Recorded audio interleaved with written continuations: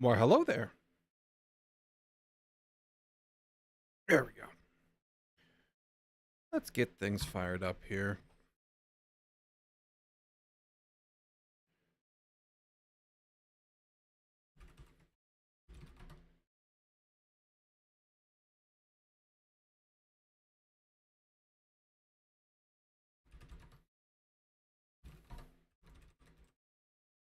Whoa.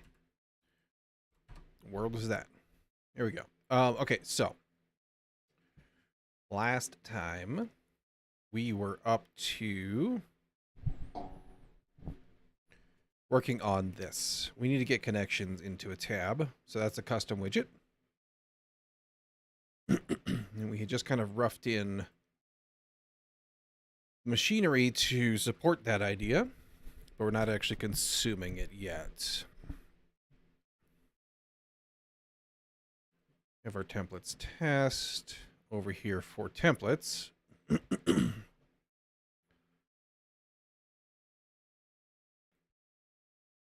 And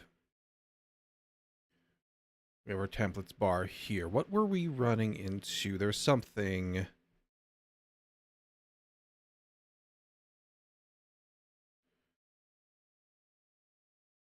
Templates bar and room. This is room form. Thought we ran into an issue, but maybe we got it resolved. Double check.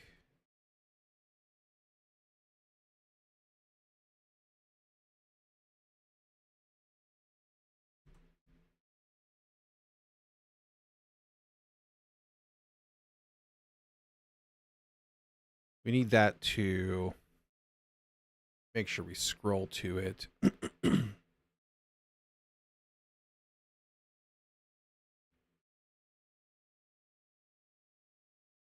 Might eventually want these guys to be...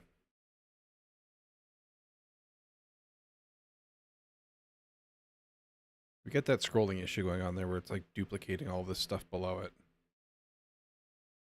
it.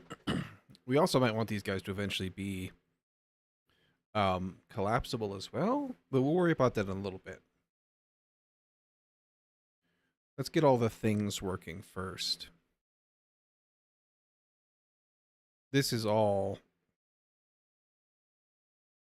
really just like the baseline functionality that we're going for here, right? Because we're still going to need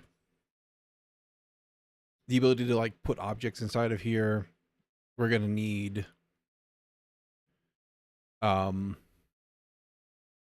like environments and effects and all kinds of stuff eventually, right? But that's all future me problems.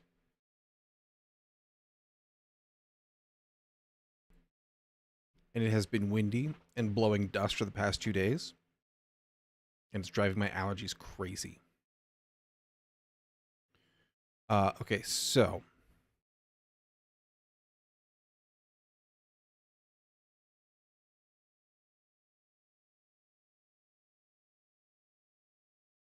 I wonder if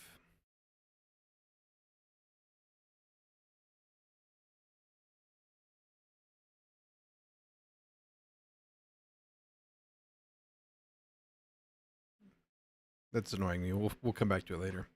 I was just thinking, I wonder if there's like an issue with redrawing where it's like taking a picture of the background and we need to do something else about that. But I'm getting distracted, as I am wont to do. So, none of that's implemented yet. That's fine. We don't need it yet. We have our templates bar here. We have our rooms tab.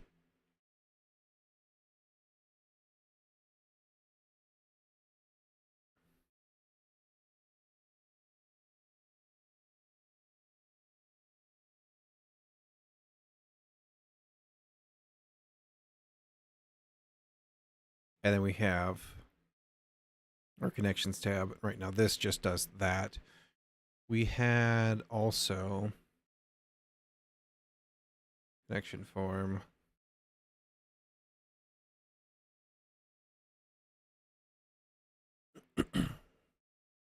Room form. Let's roll back that change. We don't actually need that to be saved right now.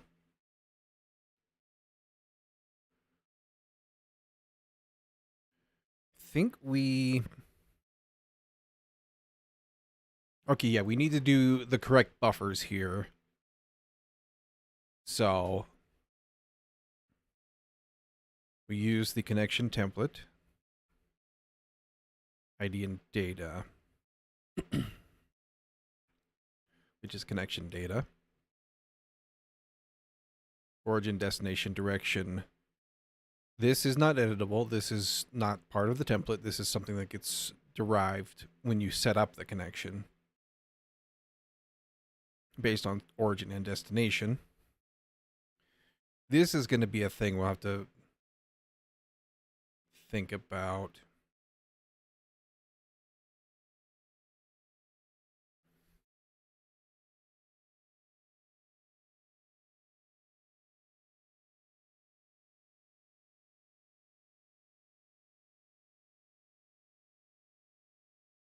And I don't know how I want to do that just yet. Because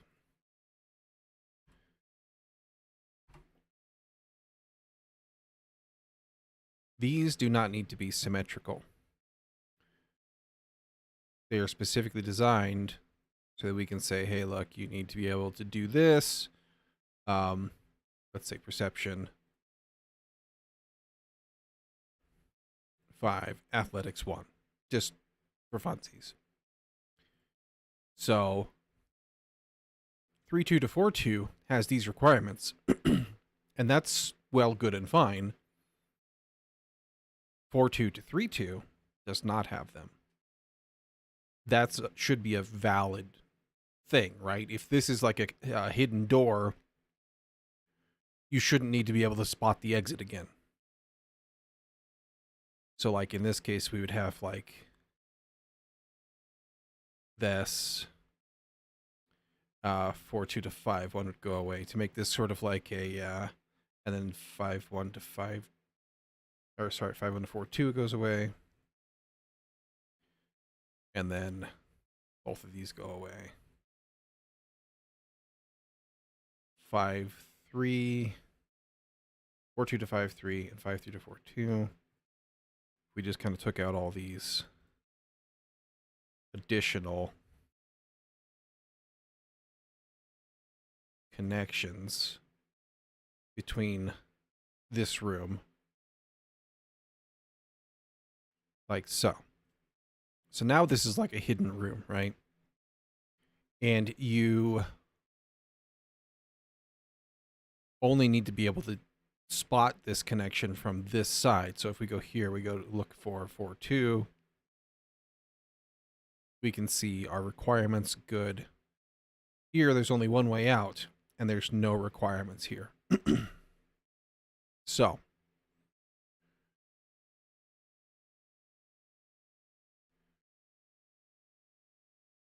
the idea of dragging a template over and dropping it on this tile would require some additional work, which is fine. But how do we want it to look? I guess the other thing we could do is when you, let's say we get rid of that one, our traditional sacrificial lamb. And we'll get rid of that one too. If we were to add a connection,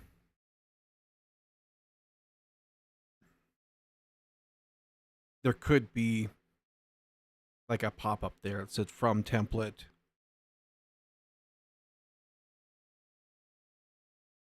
Or like a drop down or something.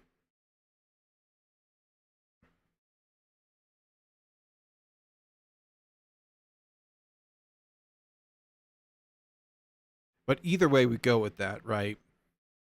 This we probably want to be able to click and drag or paint or something so that you can quickly, if this room is gone completely, you can go, oh, I want this kind of room here.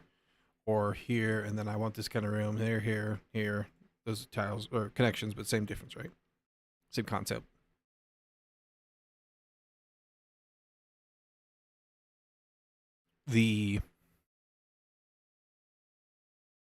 Either way, though, we need to be able to set up templates here. So I think we're still on the right track to do this. How we get the things in will kind of be immaterial at that point. So let's think about that. But we need a description, enter, and leave message as part of init, which should live, not here, lives over here in the form.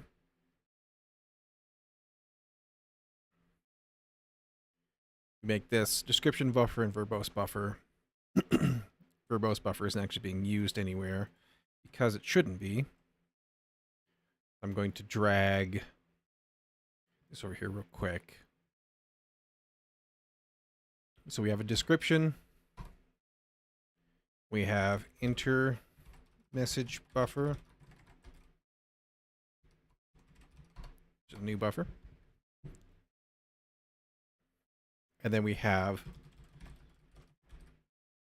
leave message buffer, which is also a new buffer. In our form here, this is still description. This is now enter message.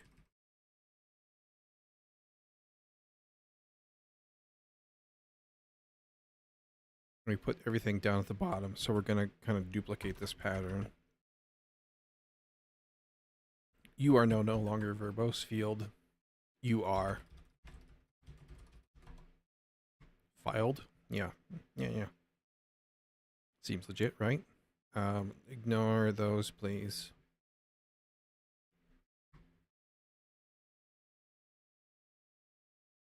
We set you to enter message buffer, and you are now exit message. This becomes that.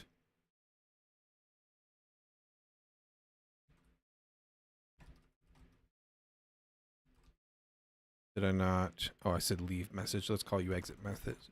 Exit message. And then here we can do the same on input change that targets that. It says we need to display that. Easy enough. This we need enter message field buffer set string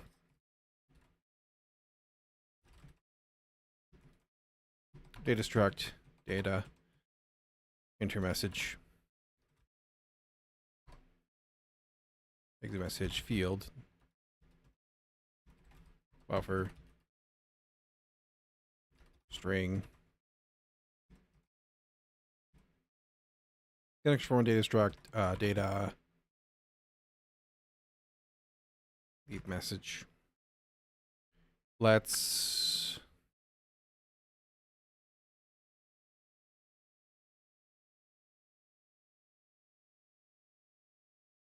pick a way here. Let's call it leave message everywhere. By the least amount of changes, right, to everything else. It's not really important. It's just, it helps to keep things straight in your head.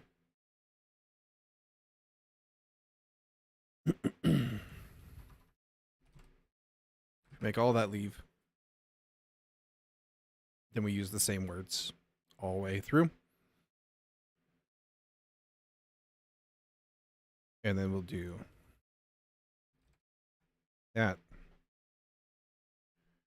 And then all of this similar as well, except we do connection form data struct dot data dot intermessage is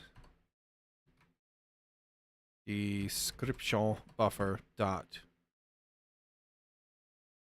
not description buffer, intermessage buffer dot string connection form data struct data leave message equals leave message buffer string, not options, string, get rid of that. We set that. That is done. Delete.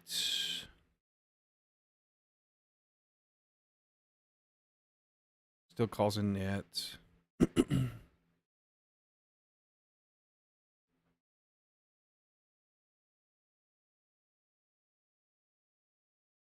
We will let the parent handle that. So that's still good.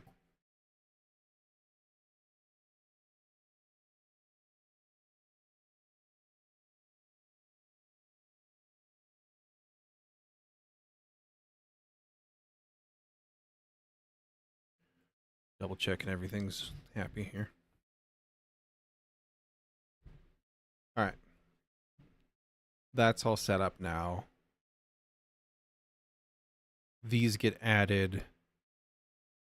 They should all follow.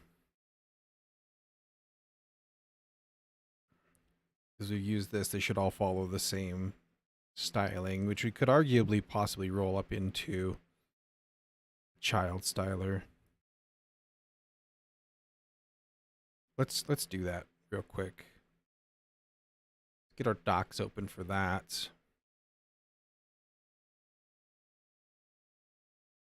Ooh, actually, hang on.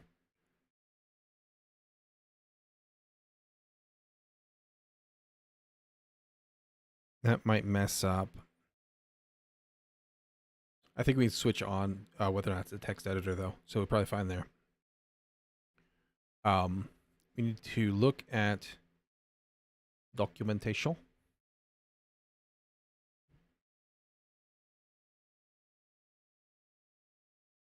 And we're looking for concept style.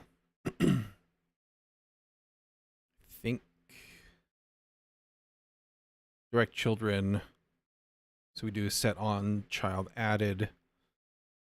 So if we hang this off of this, not that, right here, set on child added, that as widgets and the node styler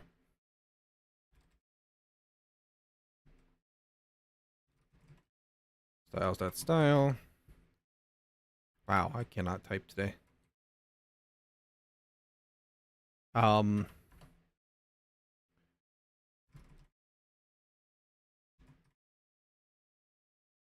Can we do this?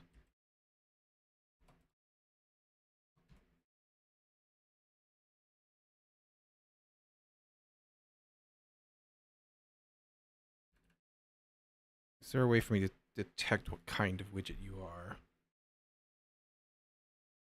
There's a node type, which returns a type.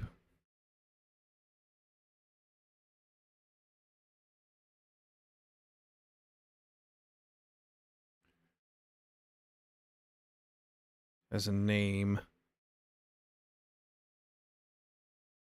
Let's go look at. Hello? Can I not?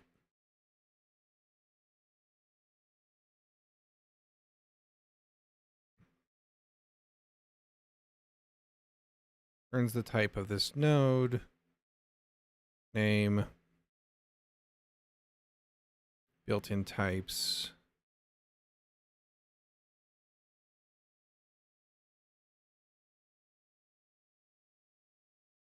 Type by name.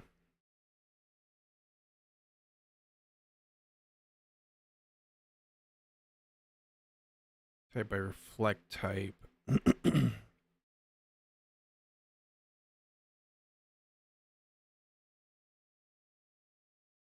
reflect type.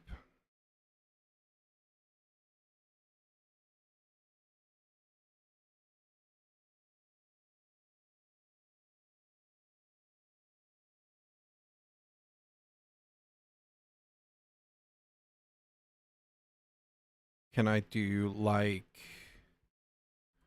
let's just experiment here real quick.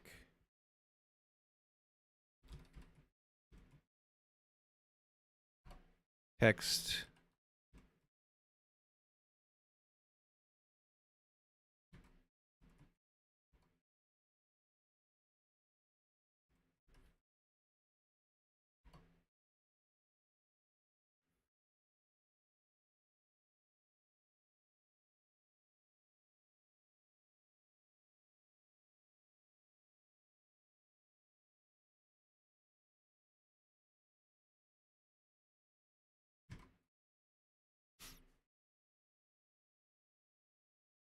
I don't know if I want to do that. Makes sense.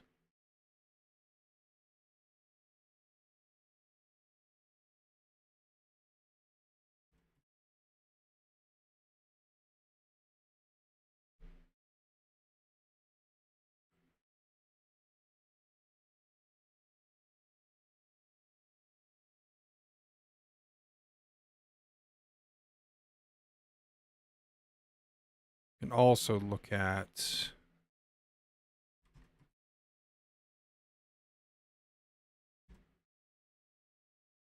maybe not.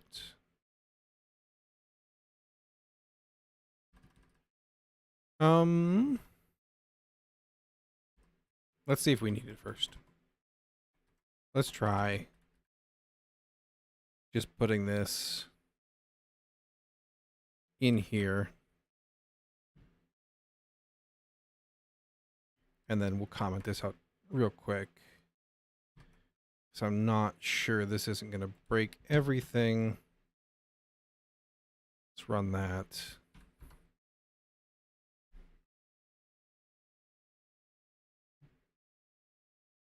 We're not actually consuming that. So we need to do that real quick too. Templates bar. Connections tab is going to need to look like Rooms tab, pretty much.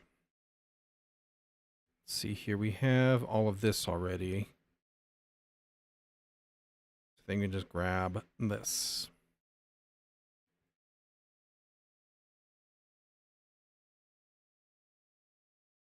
It's the maker, right? And then just update it because right now this is just... Actually, hang on.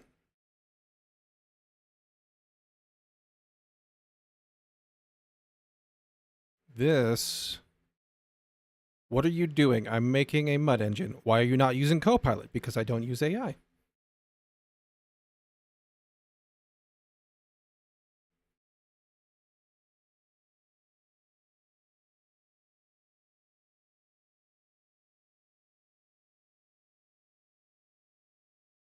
I could use... This all is still good, I think, down here. We did the same thing.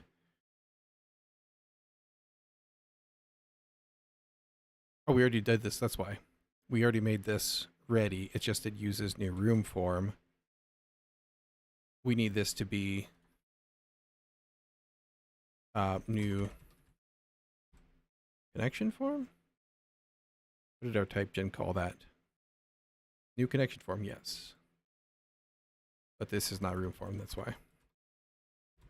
It's in this package. And then this needs to be connection templates.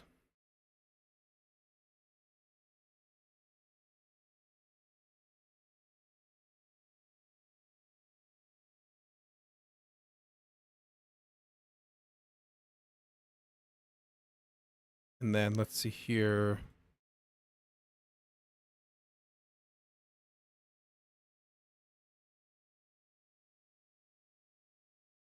That should all be good.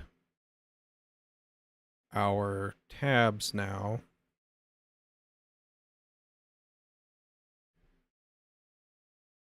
We need to get rid of all of this.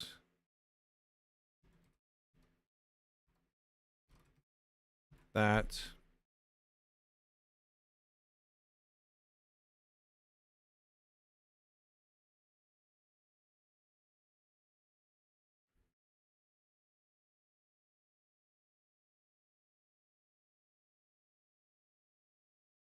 And if we do, do we not update new template?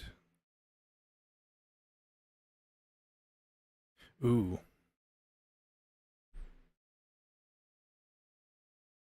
That's going to be a problem. Because this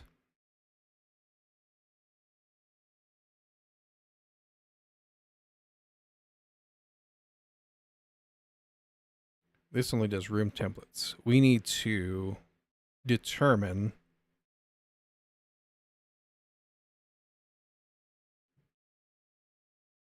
is there a way for me to take the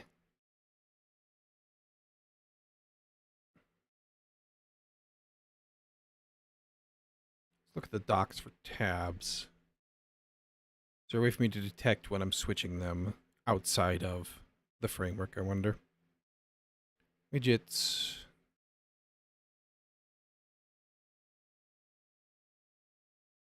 Tabs.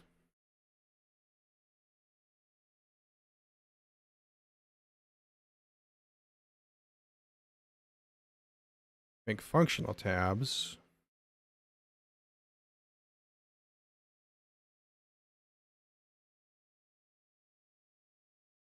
Doesn't really give me a lot of information on what the difference is there, but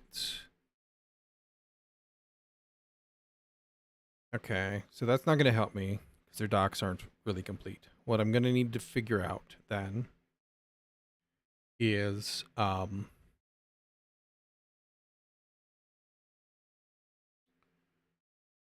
whether or not I can detect this and put that into the state.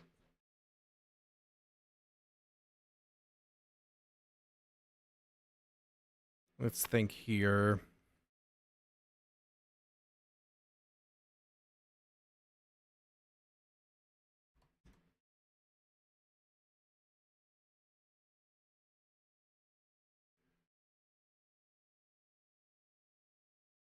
Take a look at this real quick, actually.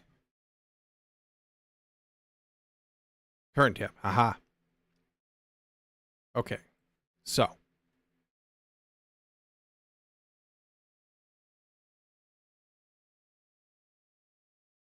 How do we want to wire this up?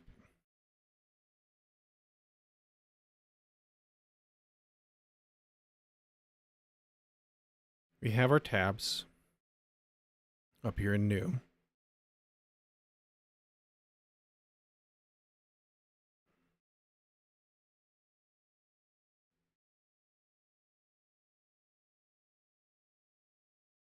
We could either store that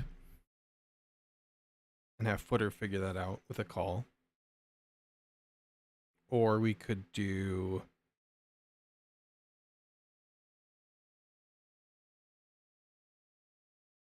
what else could we do? We could do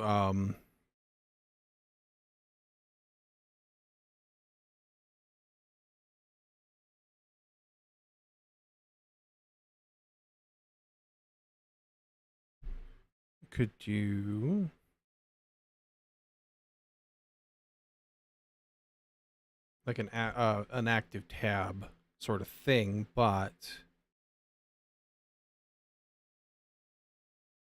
or well, if we could do a method that lets us get it off of this instance, but we don't really want to do that because we still need to store it, right? So that it knows. So we might as well just say,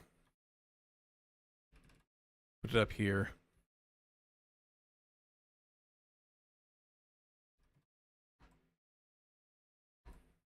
We need to also set it up here, though.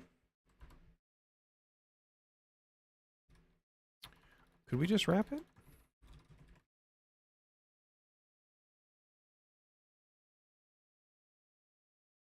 Then we just do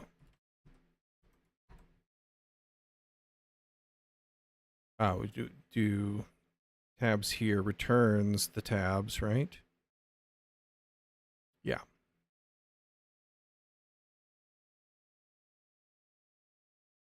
And then we do, actually, we don't even need to do that. Let's just let you take care of it when we create you. Hello to you as well.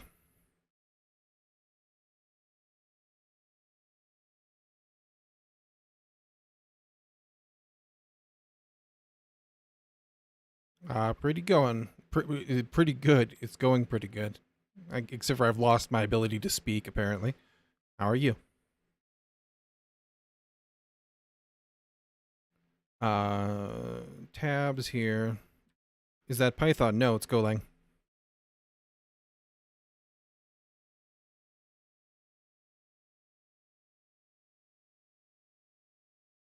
As soon as we create you, let's do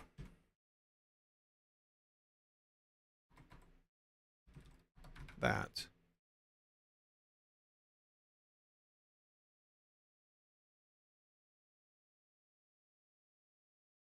Hopefully the framework doesn't get angry, but that's fine. We'll figure it out if it does. And then when we're in our footer,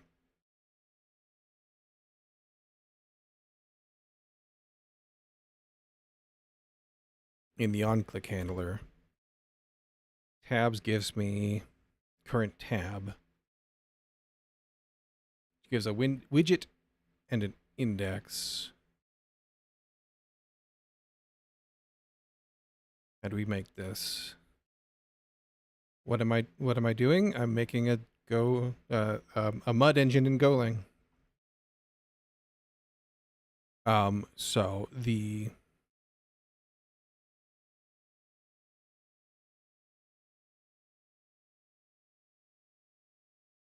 I want to be careful here. It's going to give us a widget.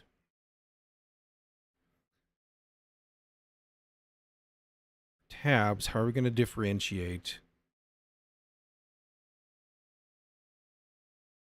between the two in a reliable way? We're going to set names as constants. That's what we're going to do.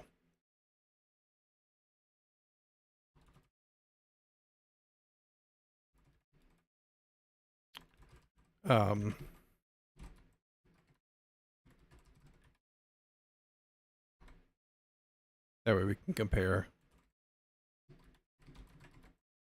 I don't need the colon.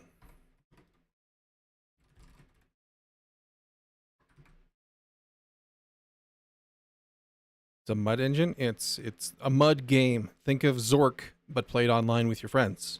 From back in the day when computers were still kind of terrible, but starting to get better.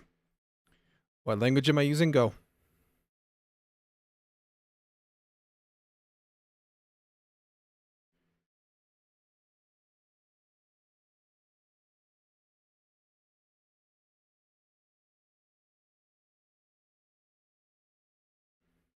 So here, when we do this, we can do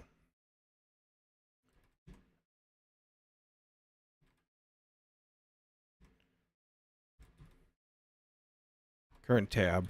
This is, we throw away the index. We don't care about the index.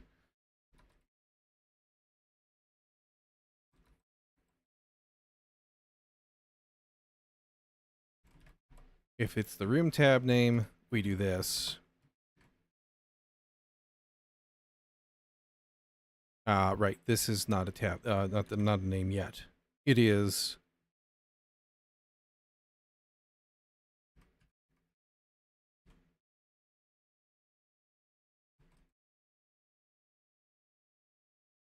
Ooh, does it put that in there? What are my PC specs? It's just a laptop. I would need to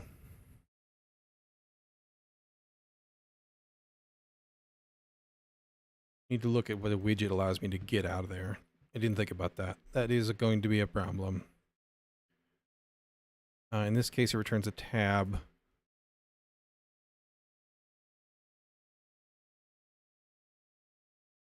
Is that the text?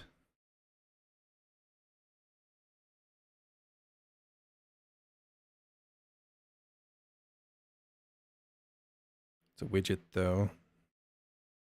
Oh, it just, okay, so yeah, right. Makes sense.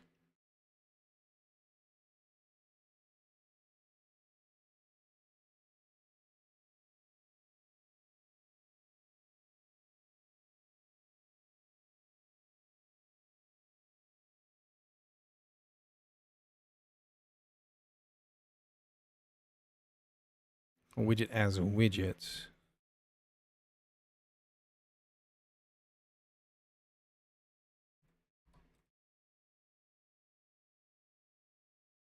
What hangs off of as widget? Name.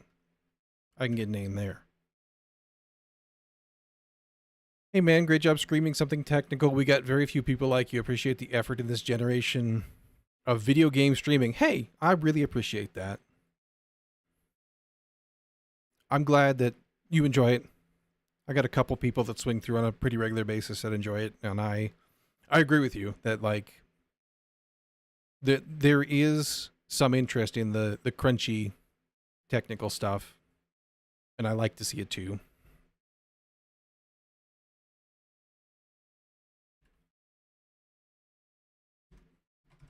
And I can't do that, but I could just do this call one time. Is there a better way?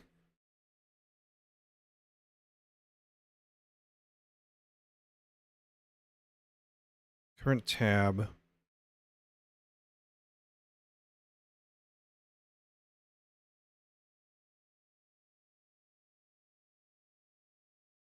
Tab by naming. Okay, that's that. Kind of the backwards way to get there.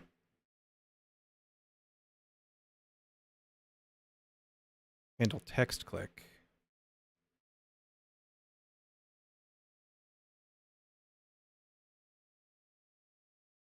It's for links.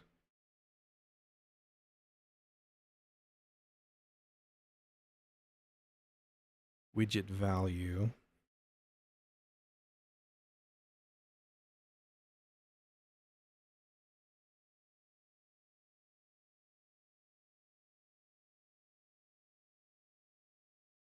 Yeah, I think this is probably the best way to do this. Okay.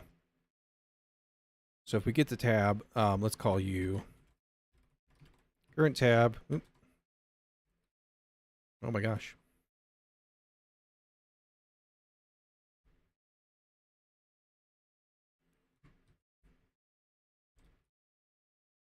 Let's rename you to current tab. And then as widget name, like so.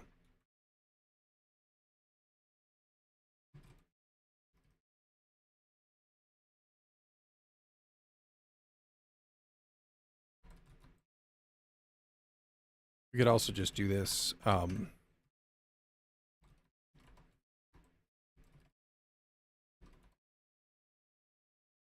This will be a little tidier and allow us to expand in the future if we need to.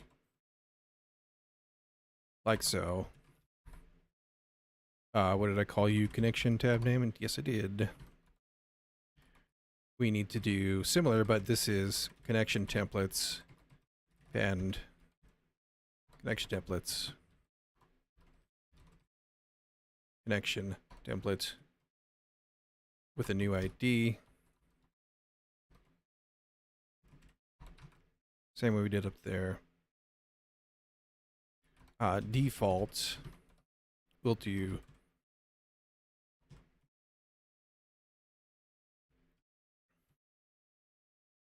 and we'll say unknown current tab name.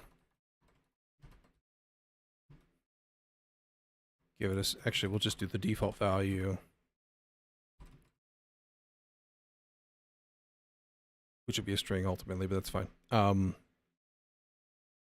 So now we need to make sure that we do the rooms tab. This needs to be room tab name to make sure it all lines up. We don't have a bunch of magic strings just floating around.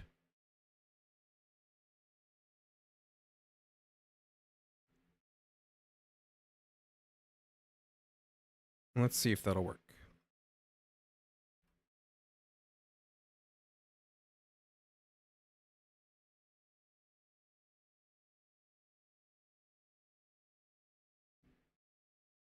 Connections, new template. Oh, no, that ain't good. What happened? I bet you I forgot to...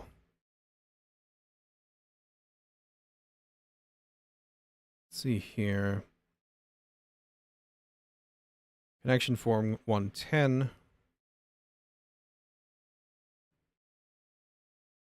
Cancel that so I can see.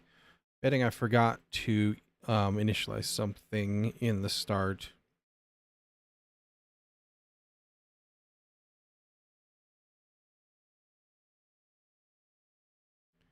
Yes. So 110, we have no data struct. Is that right? Should though.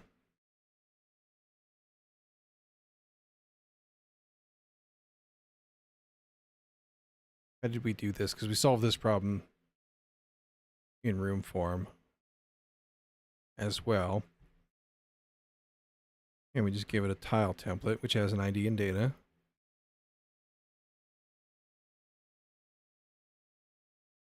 And then this is the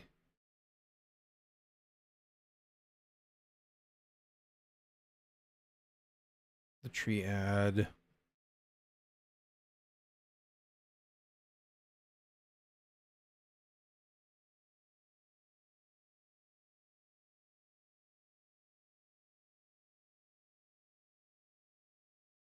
So it'd be here. We've done the same thing. We've called set string.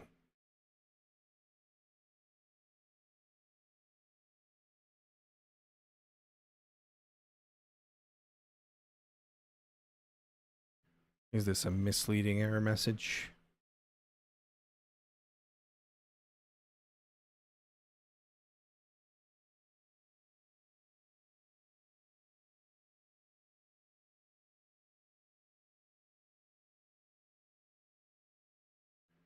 Double check.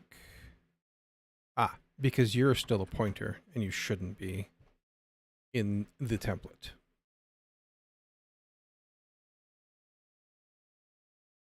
Because we needed to wrap you in this thing with AID. Wonder if that just takes care of us. Why, hello there. So it has come to this, an IDE go in a mud, right? How you doing today, Ash? How's your week been? There we go. All right.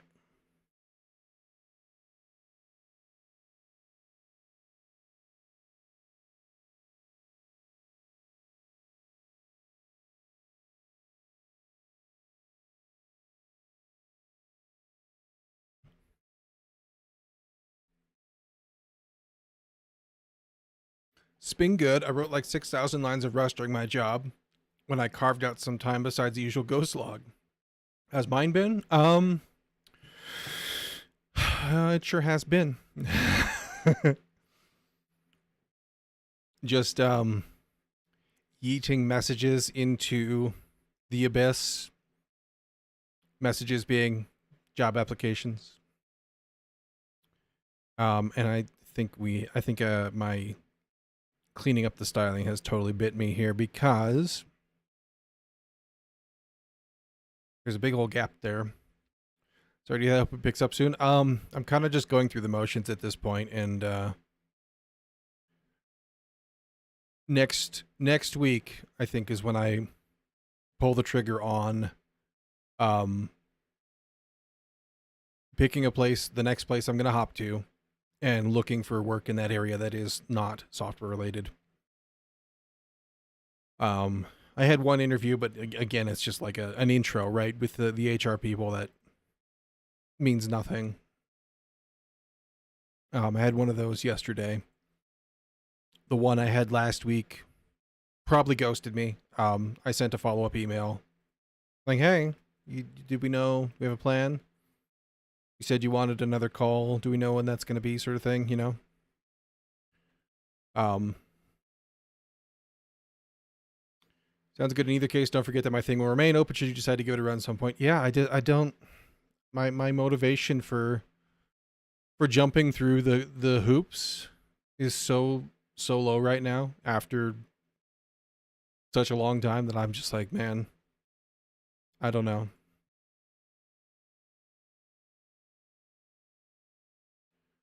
I'm seriously thinking that I'm just done with the corporate world.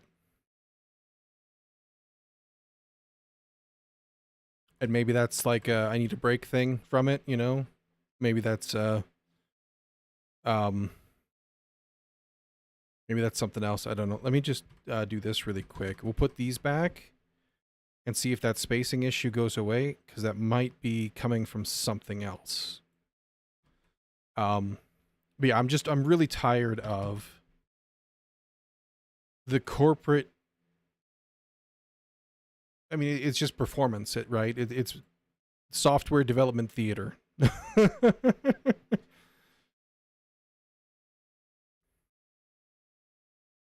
It's understandable, yes. Just make sure we're aware of it. Yeah, I do appreciate it. Besides, there's every chance nothing comes of it anyway. Right, yeah. I'm just deeply, deeply tired of it. And I mean, I would say the chances of anything coming of it are actually pretty low because error loading room templates, because there's no room templates yet. That's fine. Okay, so that does fix my big gap issue, which is weird because there shouldn't be a gap. I don't see a gap set. Ah, it's because of this. All right, so we have to figure that out too. Um, yeah, the chances of nothing coming of it, I think, are pretty high because of the state of the market currently, right? There's going to be somebody with some titles, or not titles, but some company names on their application that are more impressive. Person I interviewed about a month ago has got an offer. Got the news this week. Another person I've chatted with here in Dublin is moving on to the final round of interviews. That's cool. I'm glad. I'd be surprised, maybe.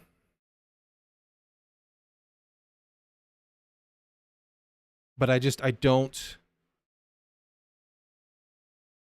have it in me to try to try at the level that that would require, right? Like I'm just not going to I'm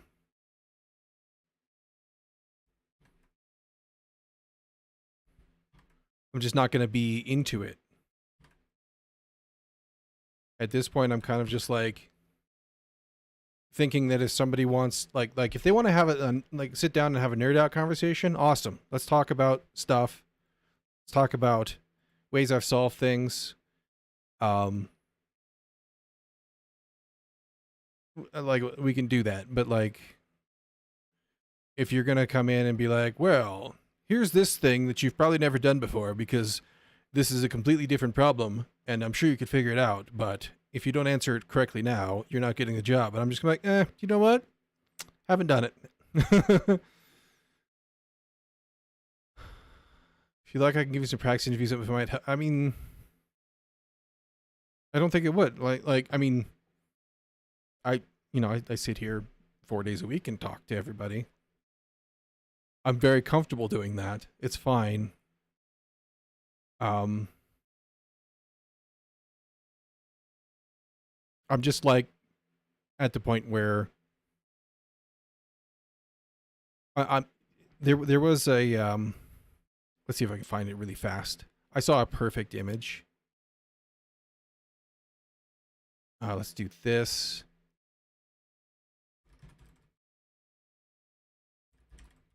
See if I can find it.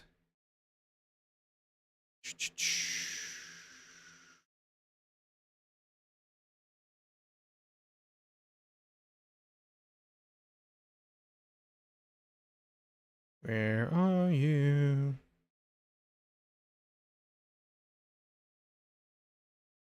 Might have been deleted or something. I think I found it here. Maybe not.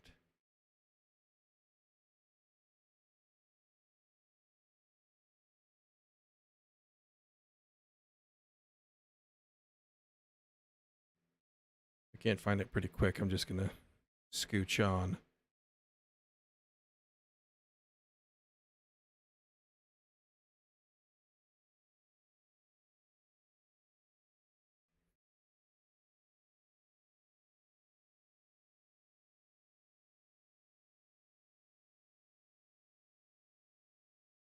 All right. Anyway, I can't find it.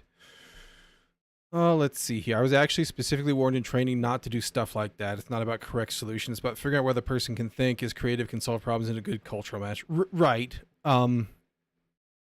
That's not how interviews are conducted here. Perhaps a startup will be will be looking for a good coder. That kind of atmosphere might suit you very well, at least for a while. Yeah, I mean, that's where I've historically done the best, is where I had the most freedom to just, go figure it out. Was sort of like the order of the day. Explain how I was trained to do interviews. Right.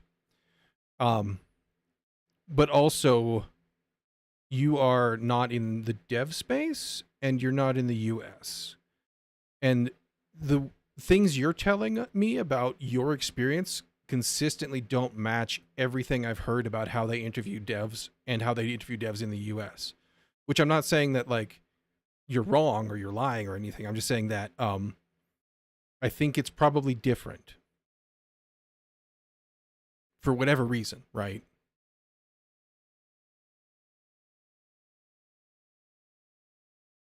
MSRE, it's very similar to... Yeah, right. I would interview both very similarly, right? But that's just me.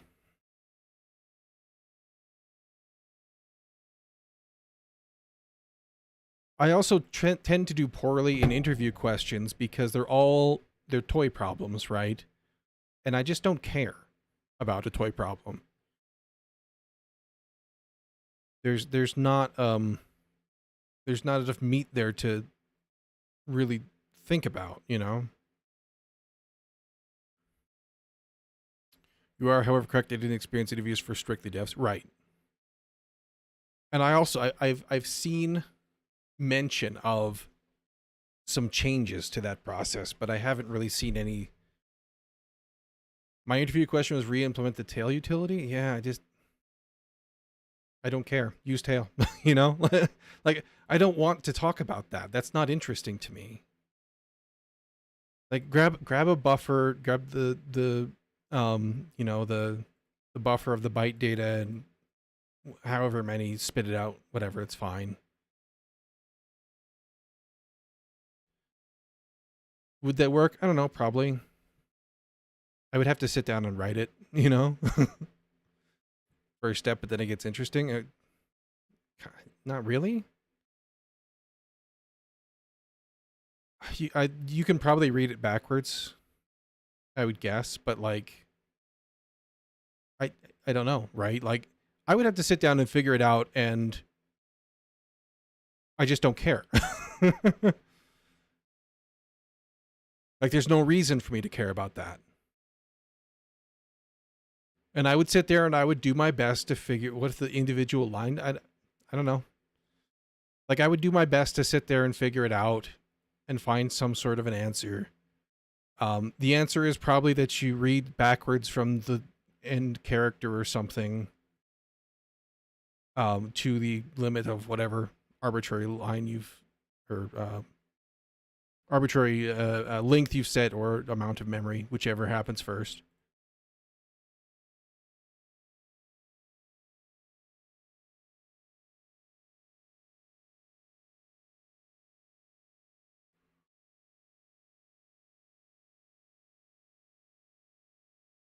But that's all like just speculation, right? Has to be a contrived little problem, right? Issue is that you can't really ask Kansas to solve an actual problem that business solving to is coming. Exactly. Tech interviews are hard, and I don't have the answer to them, but like, some companies do that with sending a test project, then turn around and directly using it. Yeah.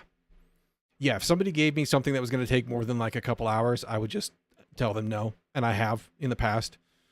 I had one where they said, we want you to implement requests to this API using pure vanilla C Sharp, which I took to mean not using .NET. And I'm not sure if that was correct or not, but like that was too much effort for what they wanted to pay, right? I was just like, nah, I'm good. Having problems right now because 80% of candidates seem to be using AI to answer questions. I mean, yeah. Yeah. Some discussion among the recruitment teams about how to reshape interviews to solve for that. Yeah. I mean, that discussion should have happened earlier because the leak code filter has never been a good benchmark for capabilities, right?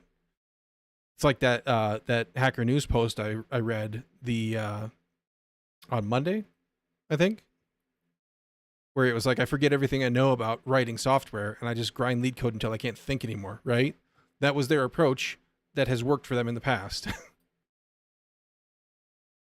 So I'm really glad in that sense that AI is rendering that filter even more meaningless, because it's been meaningless for a long time, right?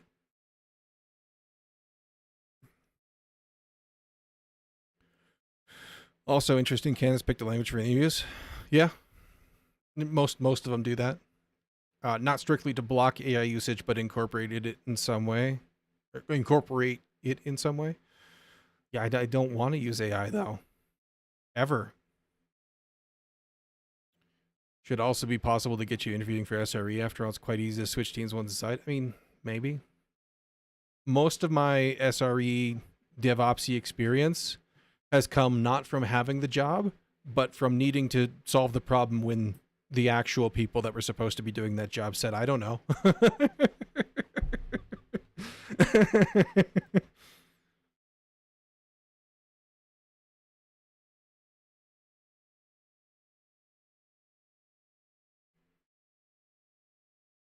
But I don't want to use AI. I don't want to be anywhere where they say, great, if you don't use X amount of Copilot this week, then we're going to have a talk about your Flare, right? The answer to that is no, I think I would rather leave. That's fine. SRE hires sysops and teaches them to code, and hires coders and teaches them the sysops. Yeah.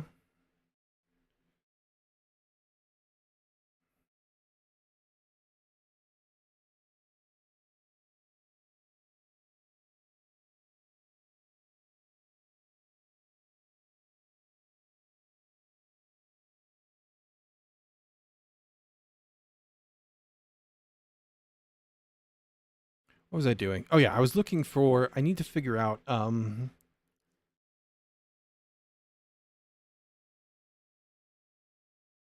concern is that this is, like, it's in the maker, so it gets run every time they update. A lot of the interviewers also dislike the candidates using AI, so I guess the solution will likely be some kind of candidate preference. Use the AI and get tailored questions, or don't use AI and get different questions or some such. Yeah, maybe. Whatever happens, crossing there's a new location is more fruitful. I mean, it won't be for software, right? Because I've been applying to places that are hybrid because I can be anywhere real easy, right? Right now anyway. It starts to get a little harder when it's middle of July if you're too far south, and middle of, February if you're too far north. But there's time to fix those problems. So I've been applying to places that are hybrid or on site, in office crap too, and it's the same. Everything sucks market wise, right?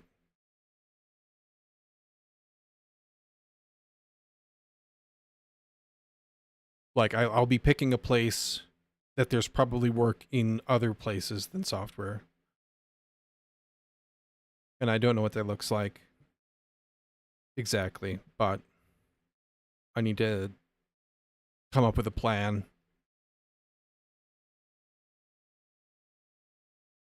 We need to figure out if this widget is, yeah, the last hues of tech continuously laying off people is starting to show, unfortunately. What do you mean, like in the quality of the talent pool?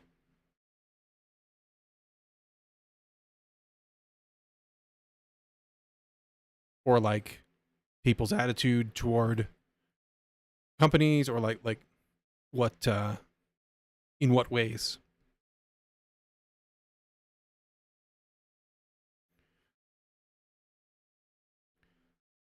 Talent pool is growing and hiring is slowing down, at least in the US. Yeah. Well, I mean, talent pool growing is kind of a thing, right? We're dealing with a lot of outsourcing and a lot of people trying to replace things with AI.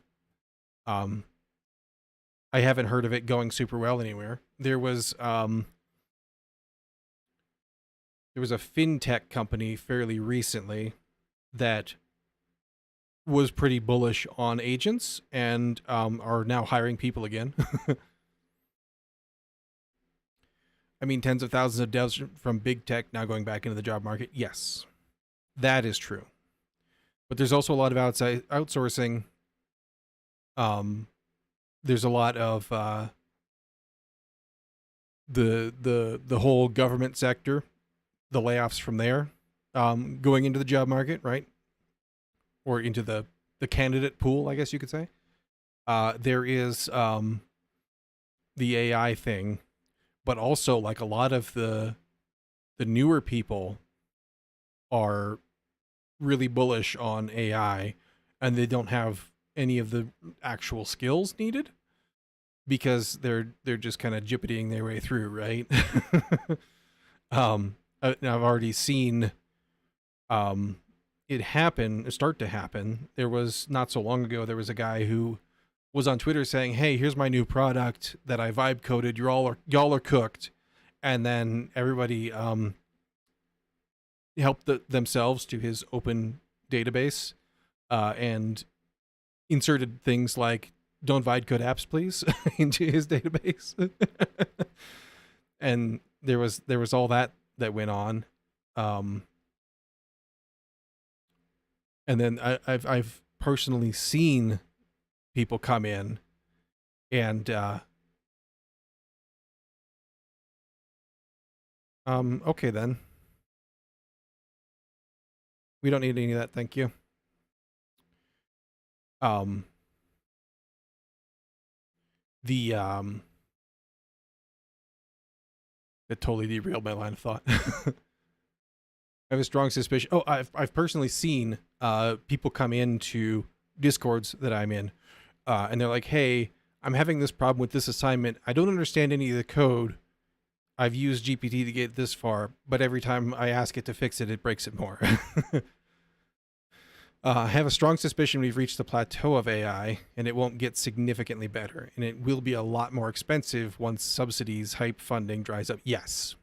So there might be a rush back to get qualified and talent people back in a hurry. Yeah. Pardon plateau of LLM. AGI, if it comes, will not be LLM. Yes. I agree with all of that. I think it's going to be like a year or two before things get bad. And they're like, yeah, we actually need people. And I got to keep my head above water until then, really. So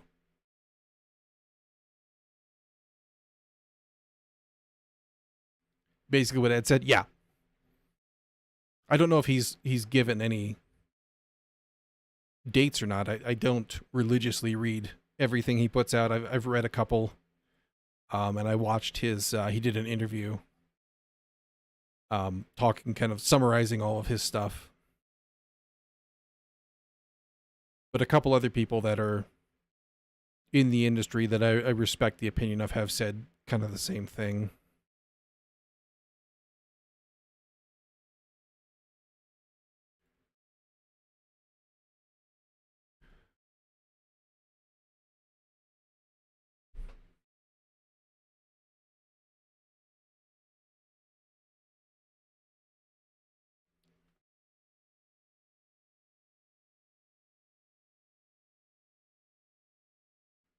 I also don't think he's given any real predictions. Yeah, I mean, predictions is hard. That is absolutely not a hard forecast. That's just like me spitballing as well. Agree with him that it can't be much longer. Yeah. Perhaps a few more years if CEOs and AI firms manage to keep the hype going a bit longer. Yeah. I'm starting to see the cracks forming. Just today I read an article. There was an MIT paper published that said material scientists using AI were more productive but less happy. And just today they released or there was an article about they have retracted that. They no longer support the paper. They're like, we don't think this is true, because somebody said, well, hang on a minute. How did this lab I've never heard of, how did they gain efficiency? Like, how did they become more innovative? And what was the method? What was the technology? And nobody had any answers. Job search is depressing and the state of the world more so. Let's do some fun Go and mud. I dislike the language, but not as much as how society is going. Right. But that's I mean, that's just sort of the world, right?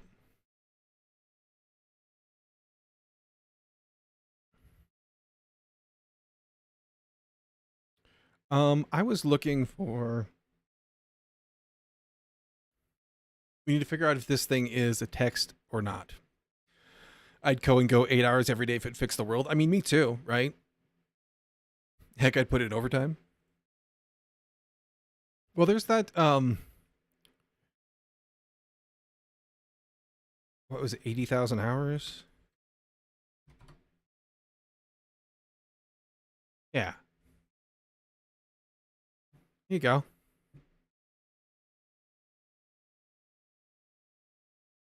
All kinds of things, resources to think about. I have looked here a couple times, but they don't really have anything for me. No, no, no. If it were to fix the world, you'd have to code it in Rust or possibly F sharp. I don't know. Might not be worth it.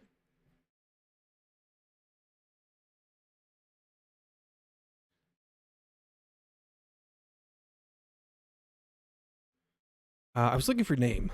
That's what I was looking for. We just looked at name when we got our templates in the footer. Fixing the world can't be fun and has to be drudgery. I mean, maybe that's the problem. That's like the common sort of approach, right? That we've tried so far. Like, but maybe that's the problem. Maybe if it sucks, nobody wants to do it.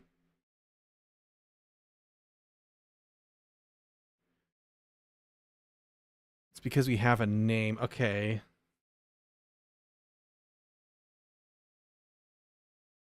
Thank you. Little viewer bot. Let's go ahead and report you after we ban you.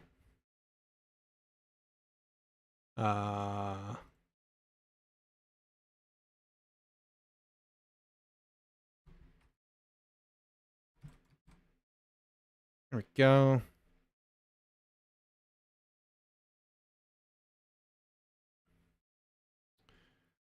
I'm being sarcastic, of course. Most advanced are made by people passionate for the field. Right, right, yeah.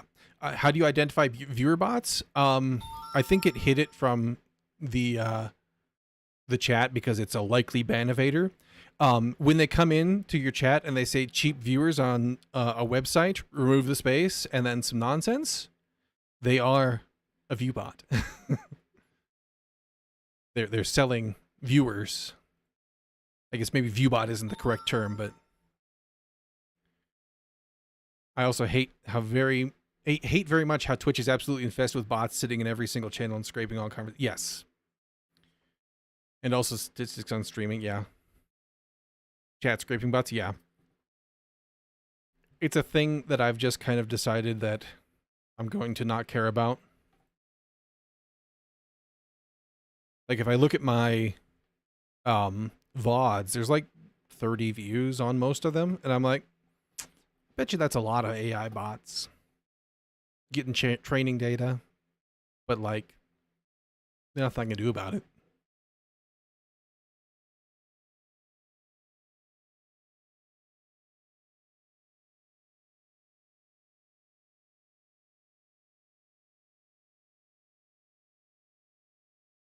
Eh. Already got the email saying that they have actioned that report.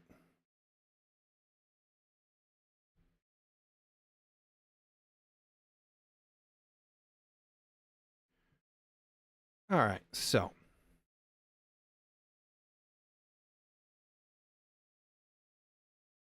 hey Jazz, how's it going? How's your week been? How's Friday? Talking about the myriad well-known bots which seem to sit in every single channel. Like Modbot or Nightbot or whoever.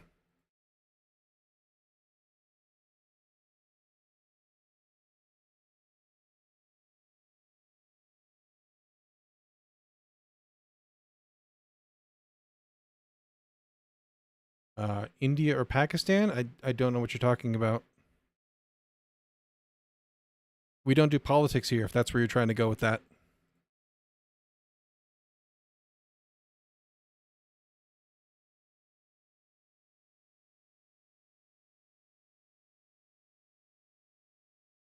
Had a nice week. What about me? I mean, it's been a week.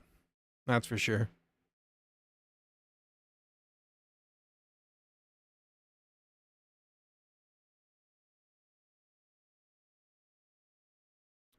We were looking at names. Okay, so this lives in the maker, which gets executed anytime this thing is updated, I believe. So we got to be careful here a little bit, not to be crazy, but been lamenting how awful it is to do tech interviews nowadays? Yes.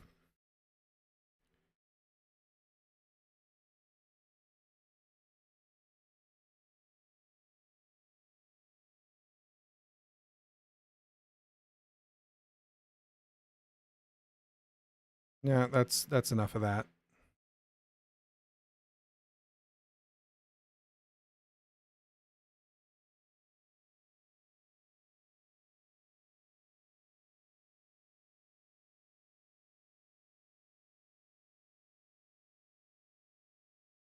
I need to figure out how to get that nonsense out of here real quick.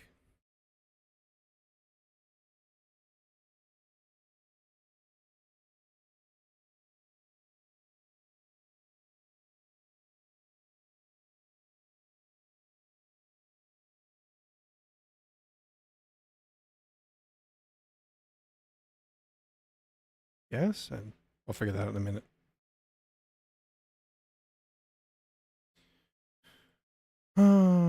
Let's see here. This. So if we get the name on child added, I guess theoretically.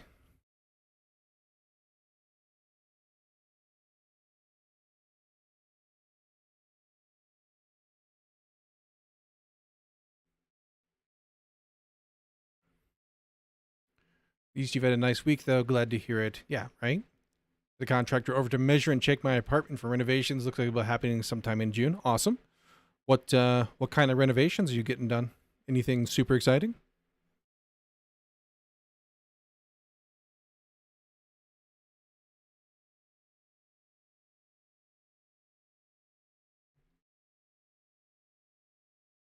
We get the name here, and then we switch on.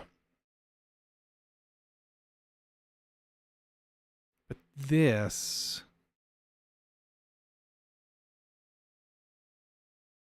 There should be a way to get a more...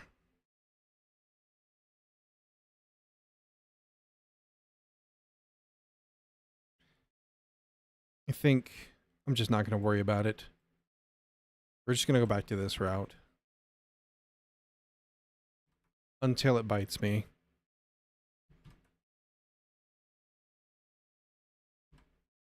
Actually, what I could do is I could do this, I bet. Let's do...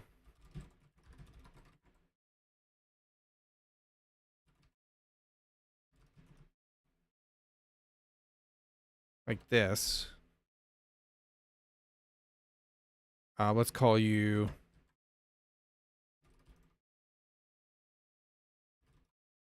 that. We'll put these up in here.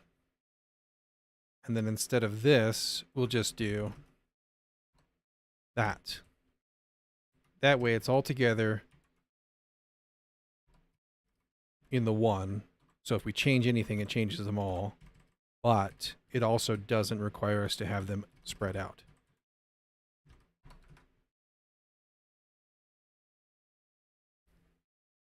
I need an electrical rewire because the past owners have done worse than nothing with it. Ooh. And at the same time, we're laying data cables and reinstalling a mini rack. Nice. I don't get enough segregate work, so I thought I'd do some of it at my home in my free time. I mean, that will happen. Also completely remodeling the bathroom. Nice, nice. Sounds like some money. Yeah. Put a lot of money aside when I was buying for renovation. Gotcha. Hopefully you got a good deal if it needed a bunch of work.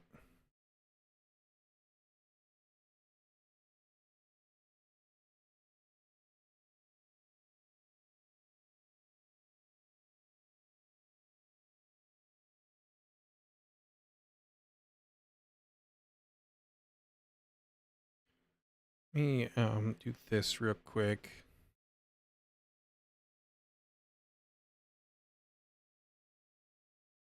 Just keep an eye on things since it seems like today the crazies have come out.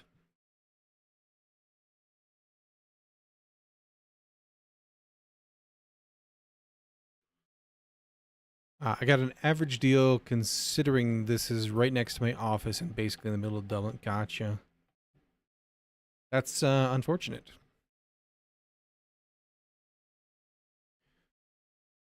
I got it under the buying budget I'd set for myself, so that was good, right? Yeah. Always expected after the renovation. Gotcha.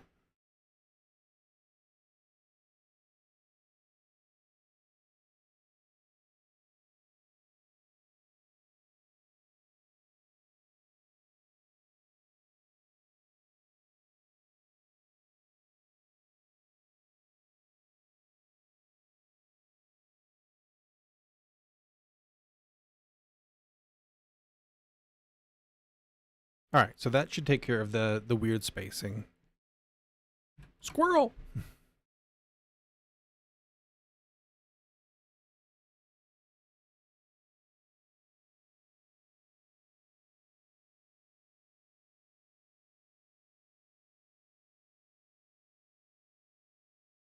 Okay. That's fine. We're going to need to give it a template. Let's do a quick commit here.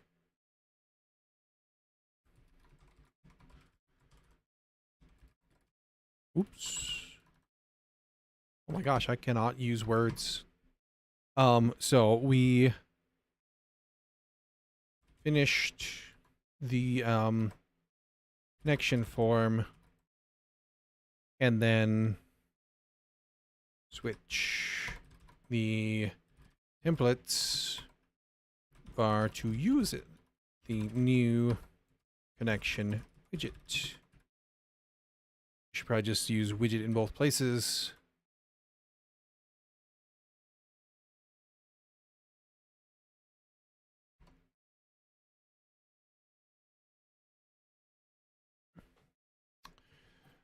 Did I hear squirrel? Right? And you'll be doing dinner and some of that laundry folding and putting away. Keep Mongoose company while I'm lurking, right? Washing 2 hours, drying 30 minutes, folding 7 to 10 business days. You just need to fold laundry while you're like doing something, like listening to me or to books or Oh, that reminds me, Ash. Hopefully you haven't gone away. I found Guards on Spotify in their audiobooks that are included with premium. I started listening to it. Just don't fold, hang them up, right? So far, reasonably enjoyable. He gets a little bit silly. Nigel Planer, I'm not sure. That's a good question. Let me see if I can figure that out.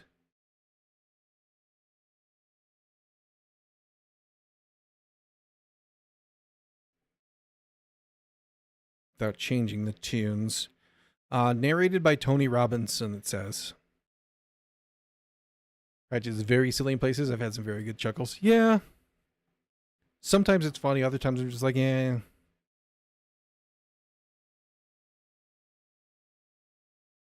Second best, gotcha. That's what was there. And I don't normally listen to audiobooks really that much, but since it came so highly recommended and it was free.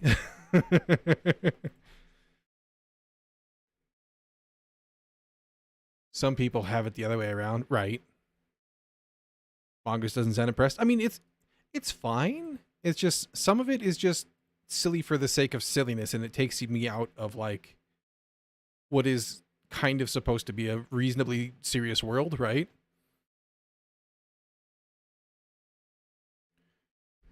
The important bit is you aren't getting the new and revamped production valued full cast new release they did over the past couple of years, right?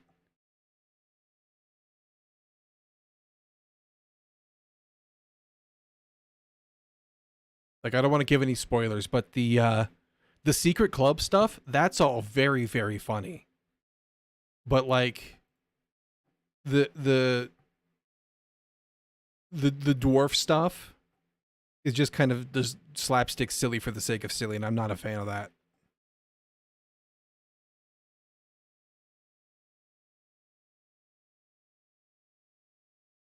It's horrible. This new star cast often doesn't even pronounce Pratchett's names correctly, which really takes me out of it. Yeah. I think Pratchett is fantasy humor with undertones of social commentary. Right. Occasional feels moment. And like I said, most of it lands. Like the Secret Society stuff is super, super funny. Um the the guards sort of introduction is very funny. Carrot is hit or miss.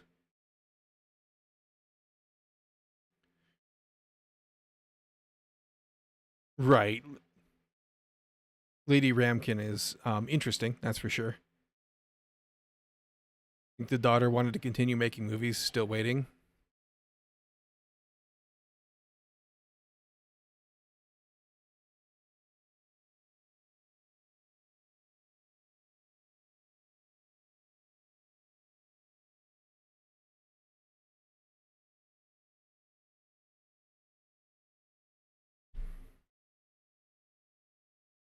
All right, that's done. We need to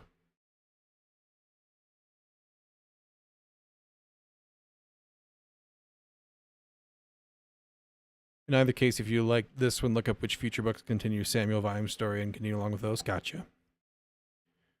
At some point, I'll probably just pick up like the books, probably in ebook format for obvious reasons, because like space, but get a complete character arc that way. Of course, depending how you feel about this when we're done. Right. I think I would like it more if I read them. I generally like books more than audiobooks.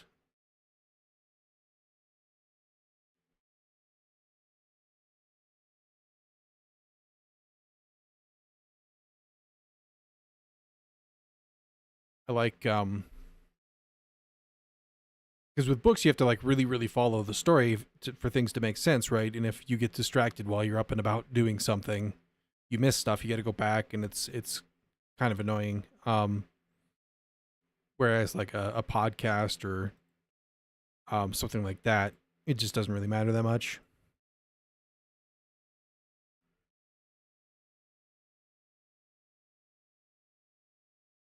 Also, a very, very valid choice of narrators can't ruin it, right? That's also a thing.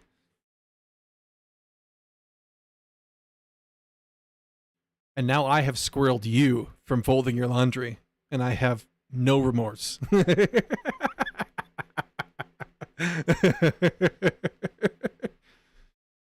read all the books multiple times over the years before I got audiobooks, so for me it was a new form to enjoy them. Yes, that I like audiobooks more if I've already read the book.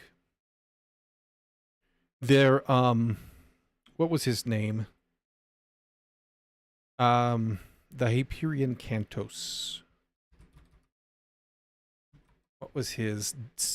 Dan Simmons.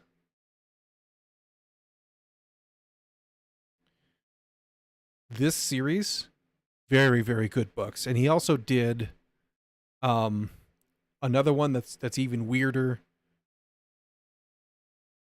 but I listened to some of them after I had already read the series, and I found that I liked that format way better. Curses, unlike my laundry, I've been foiled. I read the first Hyperion novel, was okay, but not my favorite. Yeah, it was really weird, but like in a compelling way. A way of like, what in the world is going on? He had another series that was kind of similar.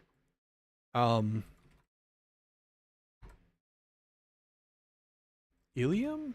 Was it Ilium? Yeah. Ilium Olympus Cycle. This series also super weird.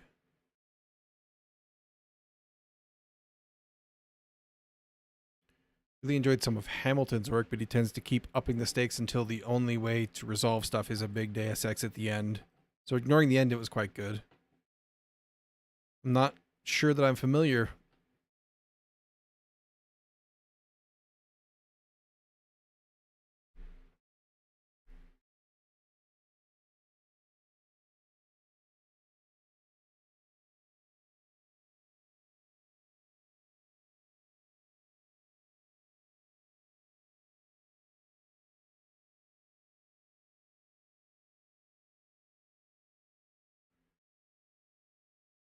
Now, what was I doing? We have squirreled one another. The file stuff. Specifically, this 2D I was actually just looking at. Second good one recent was Alistair Reynolds. He had the most amazing spaceship names I've ever seen. That I do not think I'm familiar with at all. Let's take a look.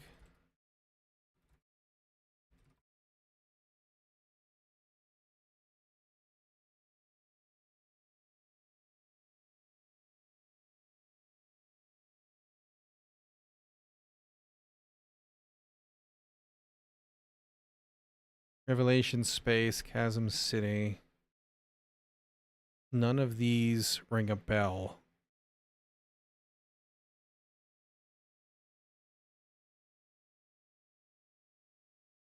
But I do like me some sci-fi.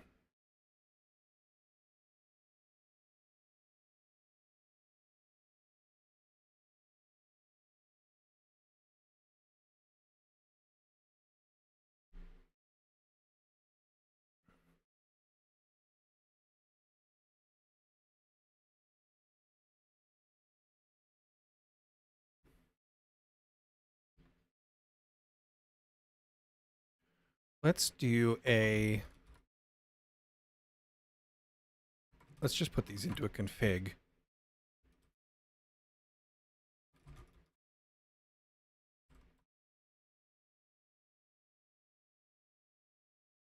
Nostalgia for Infinity, Gnostic Ascension, Madonna of the Wasps, Pelican Impine.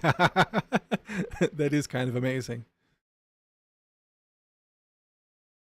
That reminds me of like the old school science fiction where they had, you know, weird names like that. And there was a lot of really just like focus on the hard sci-fi with the an element of storytelling that focused more on the crew and what they were doing in the old days, you know, quote unquote, that I kind of miss in the more recent stuff. And a really cool concept where humans stuck cybernetics into their brains, plus a little genetic modification if they could share consciousness. He called it trans enlightenment. A really cool concept and some very cool tech science on space travel and FTL. Gotcha. It sounds like the Borg.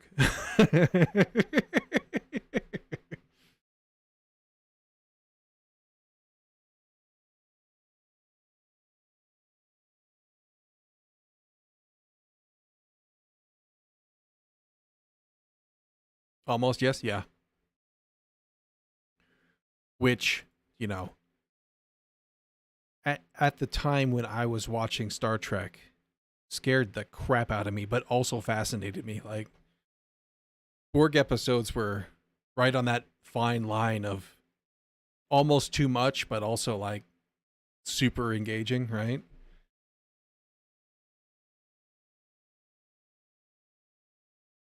Anytime they went on board the ships, they were just walking around. Gave me the heebie-jeebies. Um, Temperature, and then room. Sure, how about that, and then do that.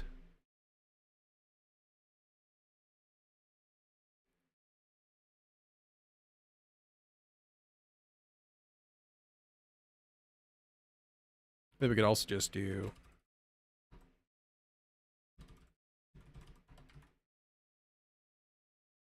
that, I suppose. Do I want to do that?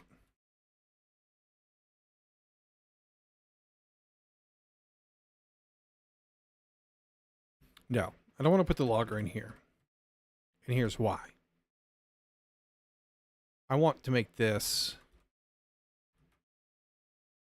live in a config file, I think.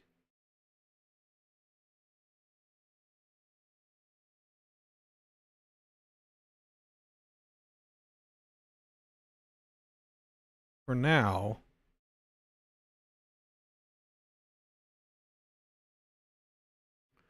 what are we up to today? Last time feels like an eternity away, right?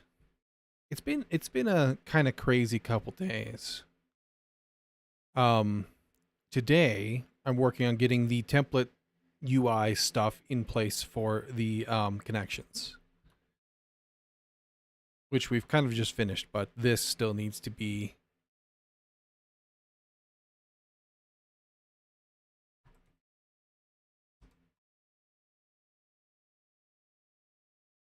we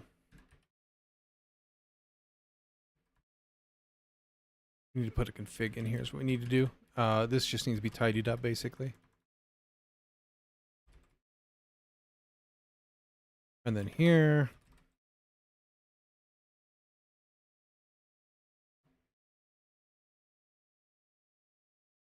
just chuck you in there like so. And then we don't need that anymore. Don't need that anymore. What we need instead is here.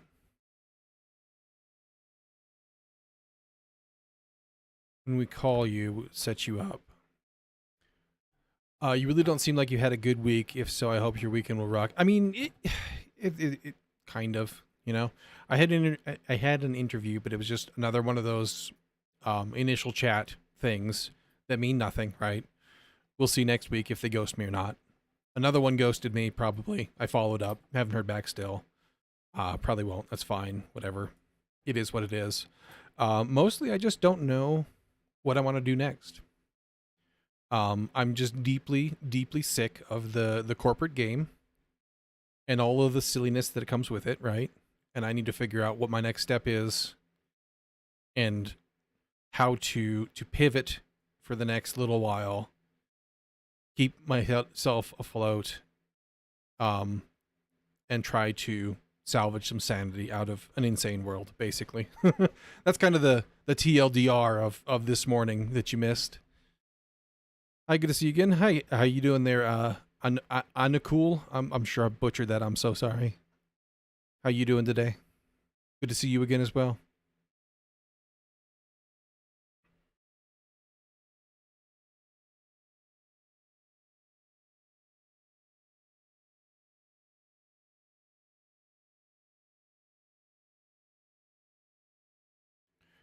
So if we load this up here,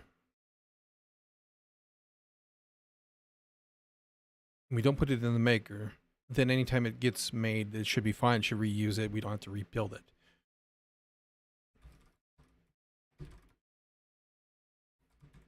Think there's a join path?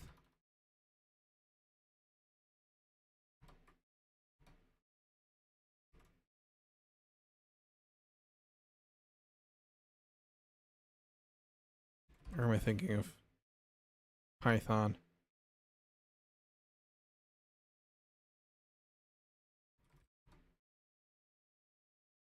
path. It's not an OS, that's why.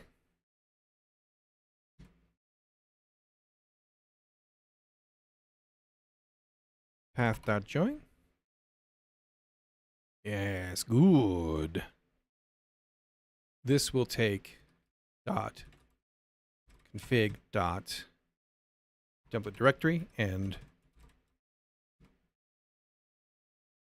room file name.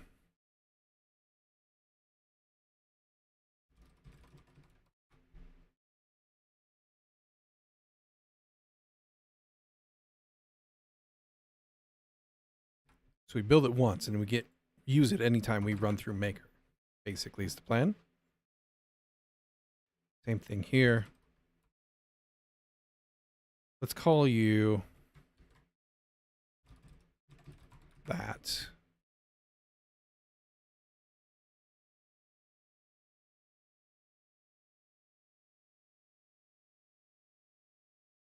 And we'll do the same thing here, just we'll use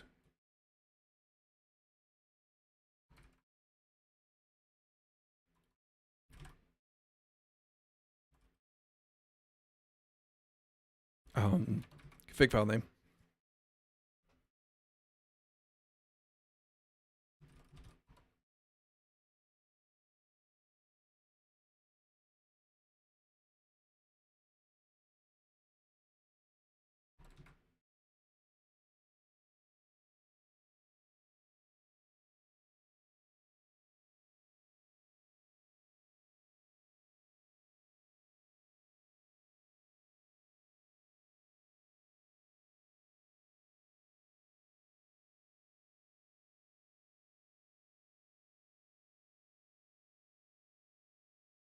All right, so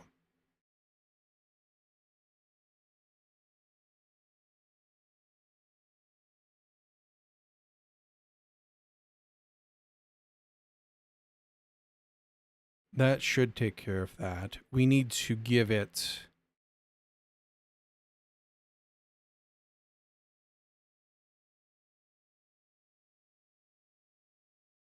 we already have connections. We need to give it the config now.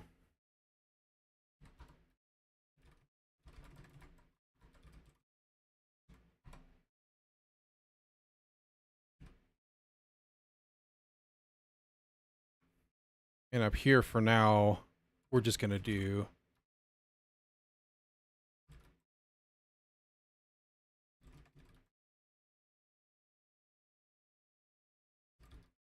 that.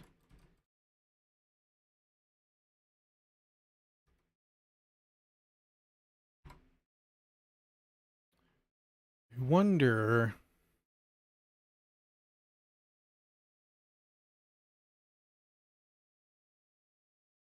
This should be okay. Up until we know that we need to change it, we'll run with this. I'm wondering about different platforms and stuff, but we'll worry about that later. Template directory, room template, file name. .john. How about JSON? And then connection, file name.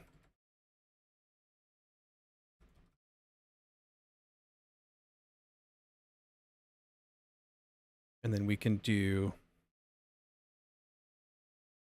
template directory. A few days ago, I was rejected by Rakuten Japan after the final interview for the new graduate position. I contacted the manager who interviewed me through LinkedIn and discussed it with him. Okay, I'm invested in this story.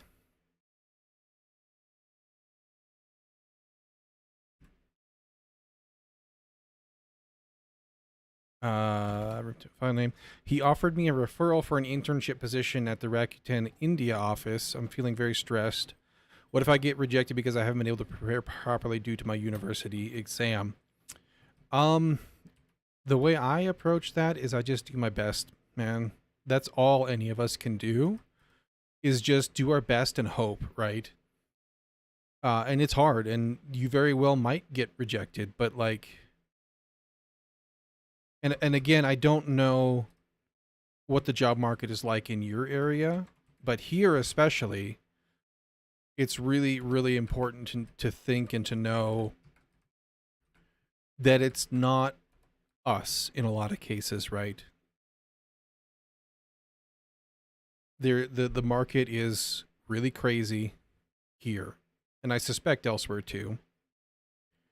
And you have people that have a lot of experience applying for lower level positions because a lot of people are out of jobs.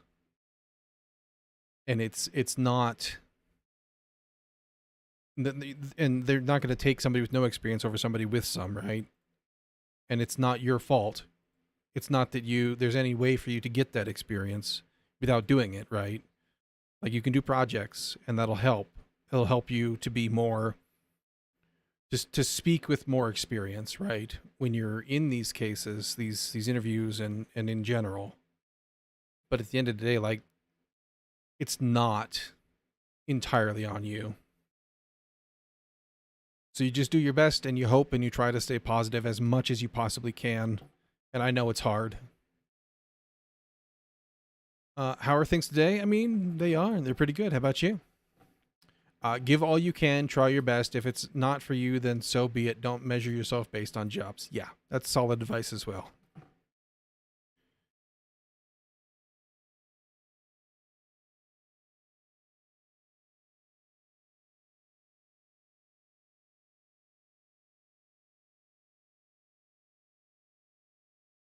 And if you got to do something else for a while to pay the bills, then do it. That's where I'm about at.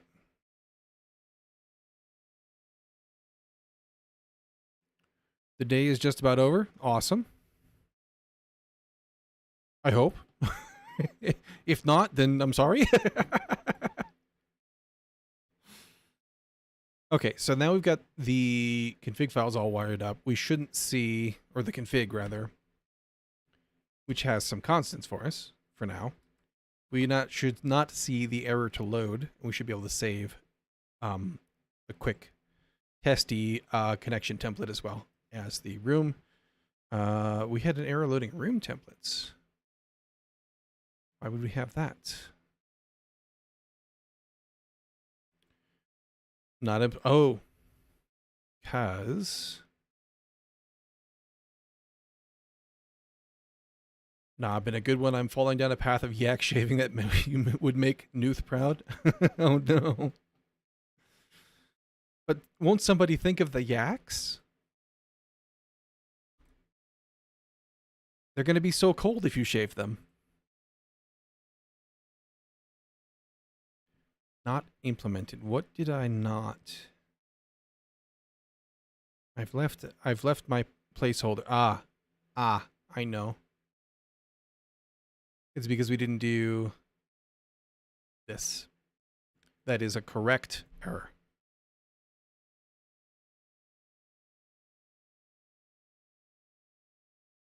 Yak shaving, like shaving a yak.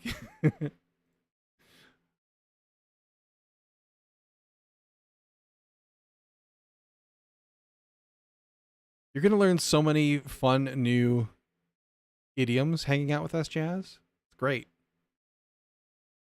Yeah, look for new yak shave on Google and prepare for a very fun read.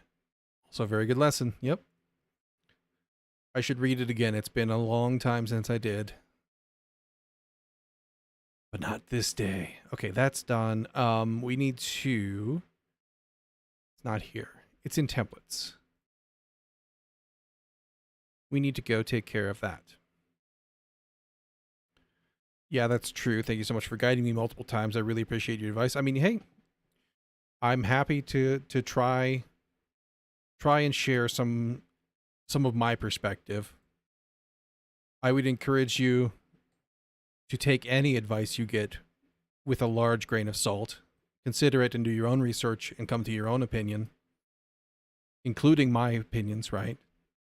Always be careful of that. But yeah, I'm happy to share what I can try and what I have learned. So we're going to need to write testing. Okay, yeah, we already had that wired up.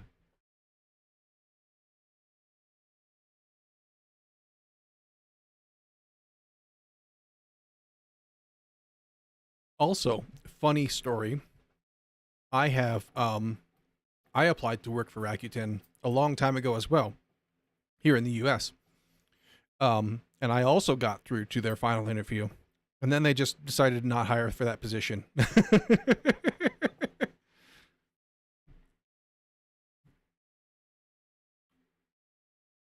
To make another game tutorial in Go, I have to make a game. To make a game, I need to plan one. So I'm building a planning app for my own needs that I've always wanted to do that, and now making a CLI Postman clone because I don't know. Help me. Insomnia. If you don't want to use Postman, there is not the sleep disorder, thank you, search. I also don't mean you should not sleep.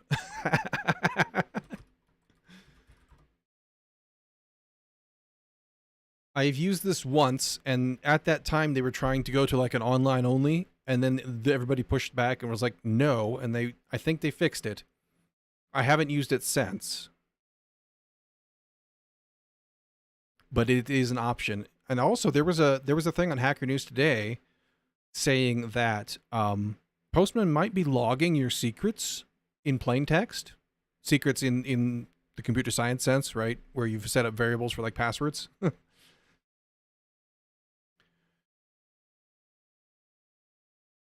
Not you thinking you're living in Asia shaving yaks.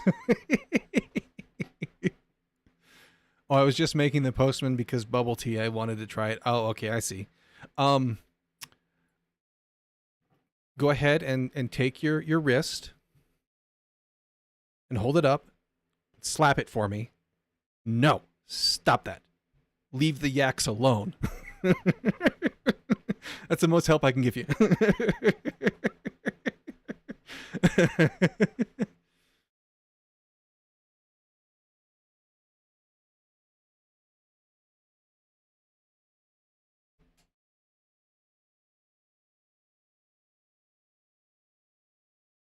don't know if that person has a tailgate down.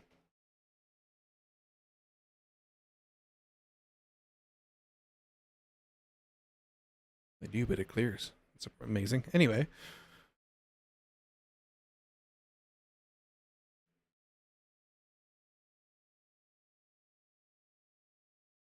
Okay. So we need to just do the same thing we've done here, essentially.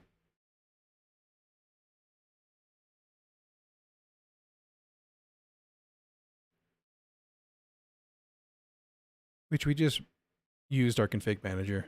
So we're going to do pretty much the same thing here for now. You feel so dumb right now? Why?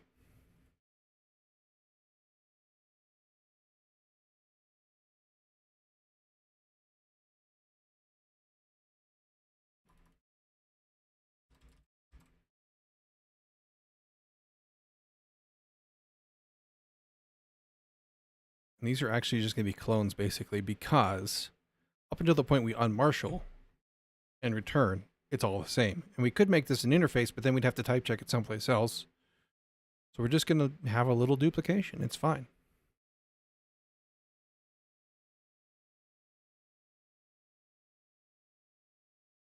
We're just going to copy this for that. Except for instead of tile template, you are connection templates. And current templates is that this needs to be load connection.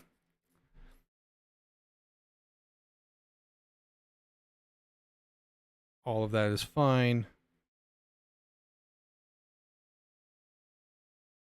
And then delete will do very similar things here as well.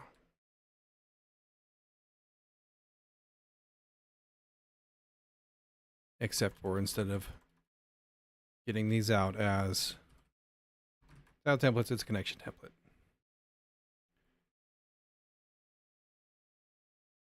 And then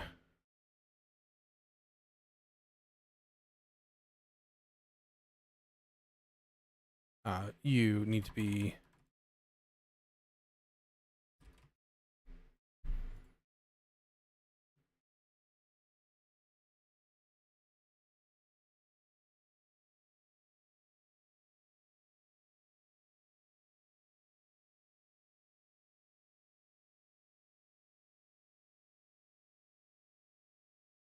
And then we need to do the testing. Except for this is going to be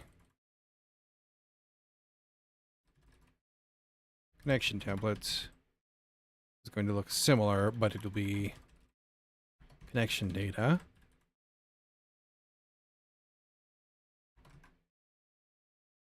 And instead of this,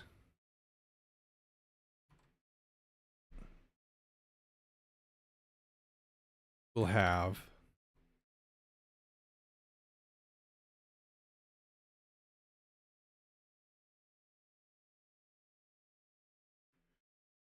don't need the ID. That lives in this for file reasons.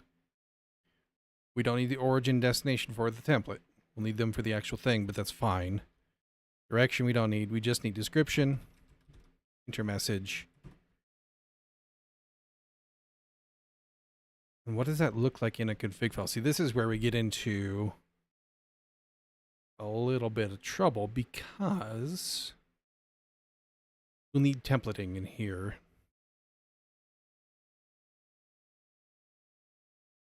I believe that this the templating that I did, which was literally months ago now, I believe it has access to everything inside the connection object.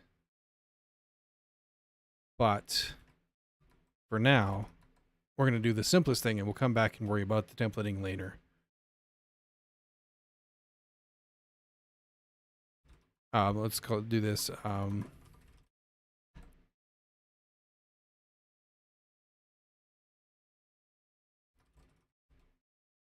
We'll just do that.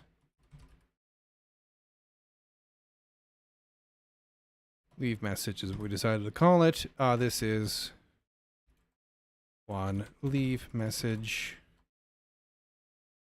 We're going to do the same exact thing down here.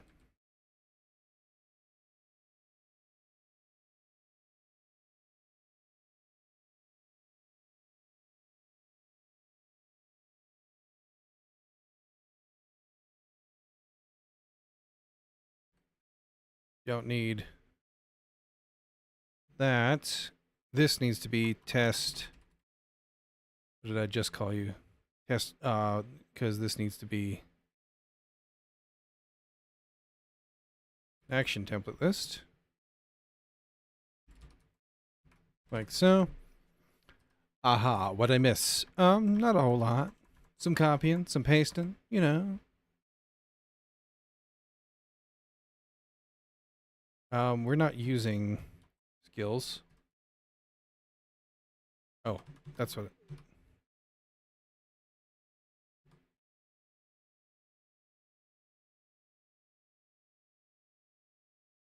what am I doing? We marshaled. Test room file. Okay, that's what we're doing.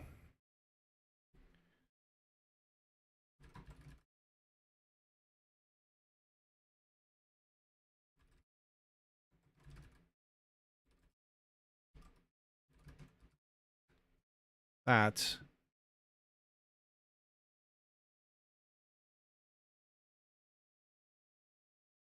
And this is not marshaled skills. This is going to become marshaled connections. That's fine.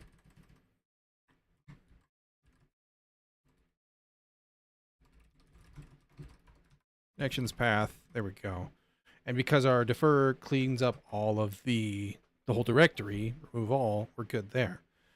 We just need to basically duplicate these, except connection templates, connection templates, connection templates, and connection templates. Like so. I did take the time to go over every programming language Reddit yesterday and confirm that indeed every single one is dead as of this year, and you should certainly be coding in a different one. It's like reading profession boards for video games, right? I don't know, man. Reddit Reddit has become a really interesting place in the past couple of years. Not in a good way.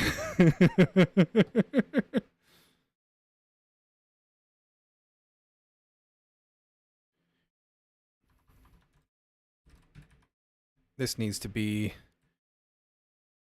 The only true programming language is Malbolg. VB is alive.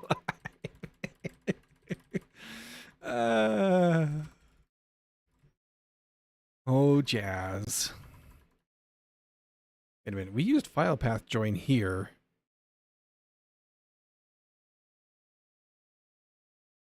Over here we used something else, didn't we? Or did we use file path? I need to make sure that I'm using the correct... I gave over a decade of my life to VB. Shows how low I'll sink for money.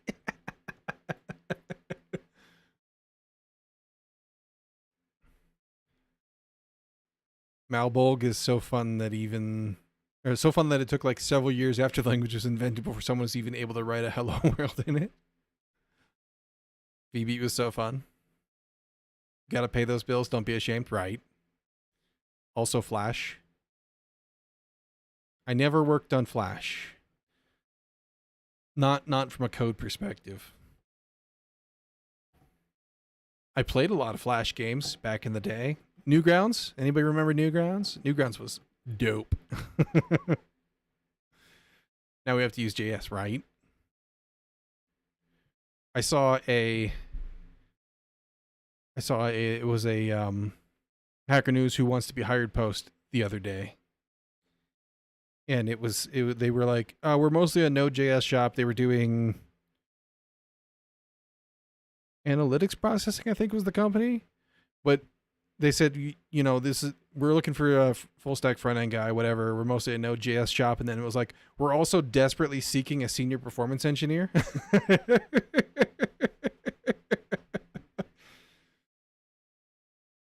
friend of mine tried to get me into Flash. We're no longer friends. Friends don't let friends use Flash. I mean, come on, man. It's hard to argue with stick death, okay?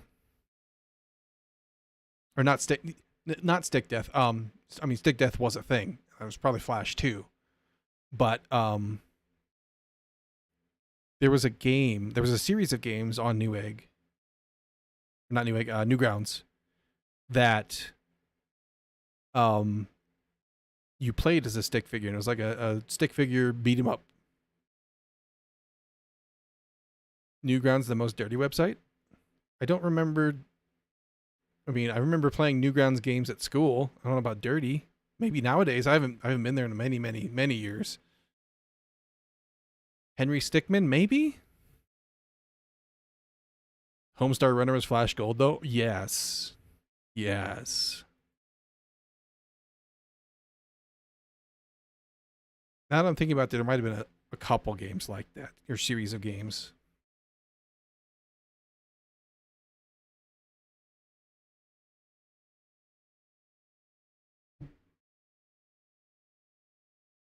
Anywho, I was fixing this. We were looking at making sure I use the same thing.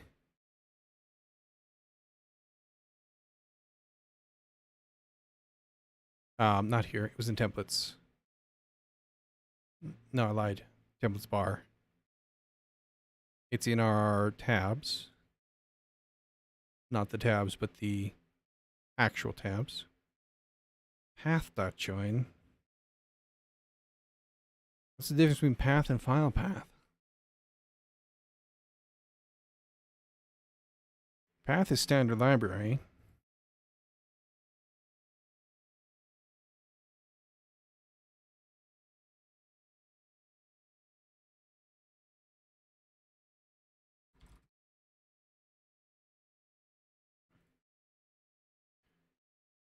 File path is a subpath. Ah, okay.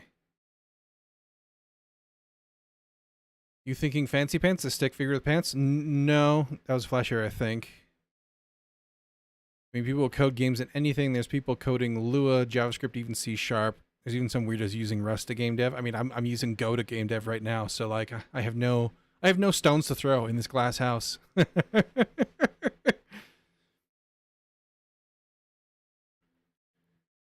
It's me, I'm one of those weirdos, right? In fact, there are 100 times more game engines than Rust than games actually created on them.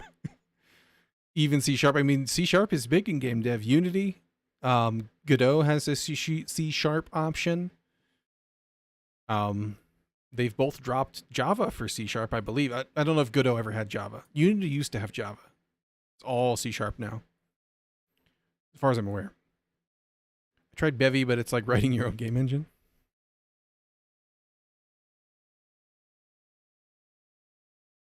I kind of like Bevy, but my current project is U and a small unknown ECS library. I'm seeing if they can be meshed together into an unholy union.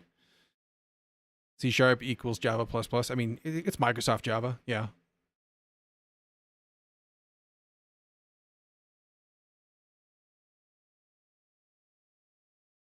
I think they just didn't want to.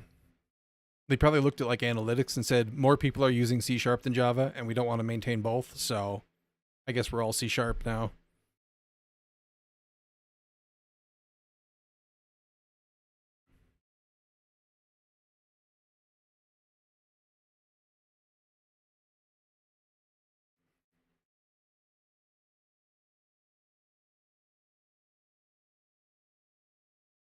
I bet you that path.join is just file path.join, but let's.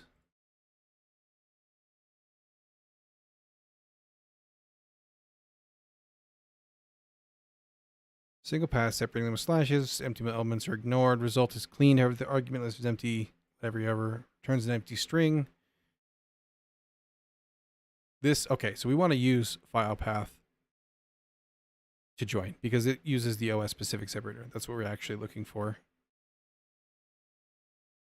And we should be using that here too.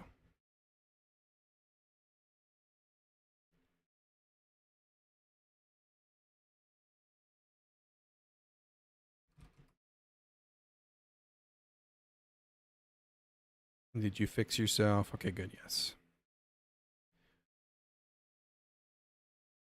C Sharp, the Microsoft Java for Workgroups Professional Edition. Anyone seen that parody of Microsoft designing a product box compared to Apple? I have not.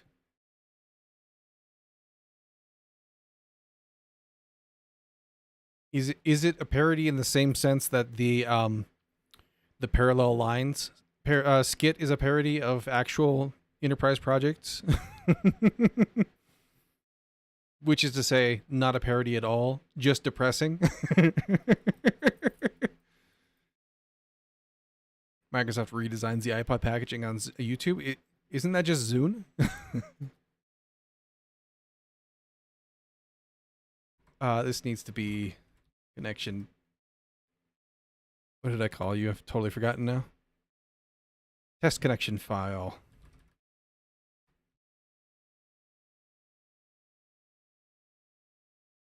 And connection templates, bad. Templates return, that's fine.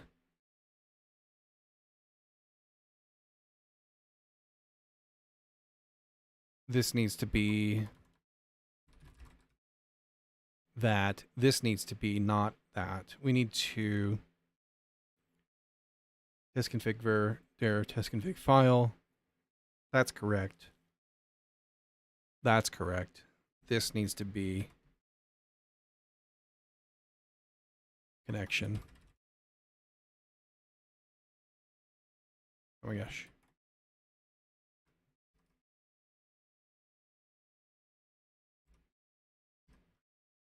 And then this is new test template. That's fine still, but we need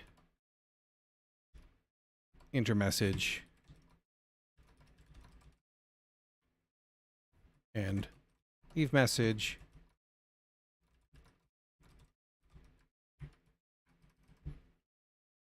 This needs to be not write room template, but write connection template. That this needs to be connection.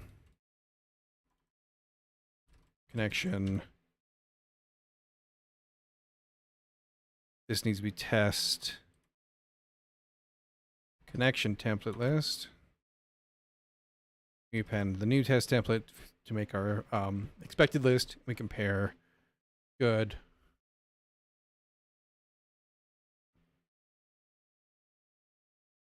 This we need to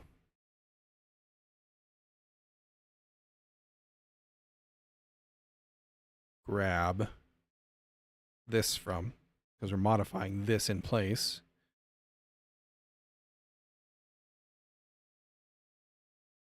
This needs to be connection.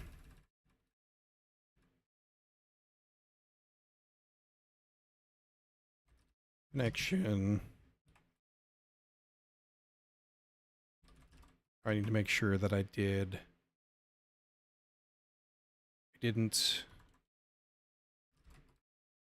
Thought that might be the case. And then this is no longer a room. It's connection. This is connection.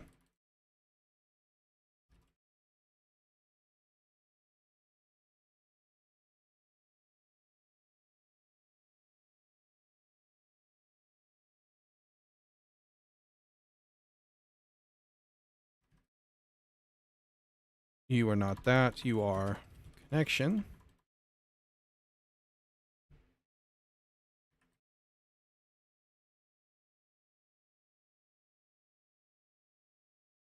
In both places. All right. That should be good. Last one.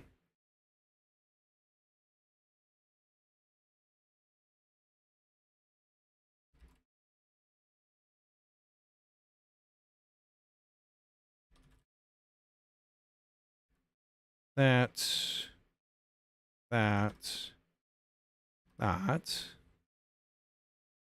This needs to be.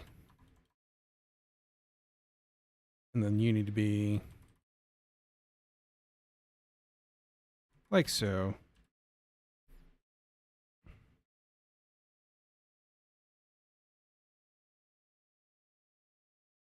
And if I spell it correctly, it might actually work. Uploaded 19 years ago? Oh dear. Okay. We delete you. We need to load connection templates.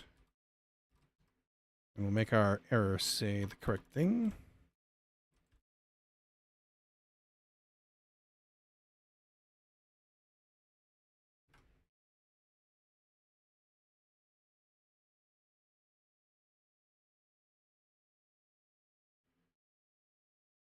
If we run this, theoretically, we should have all greens. Let's find out.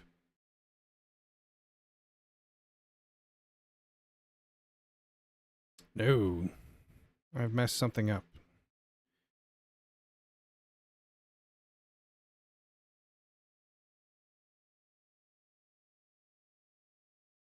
Because I've compared the wrong thing here.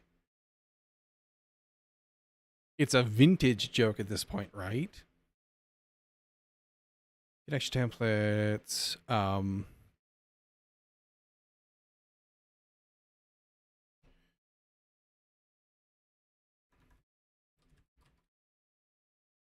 That and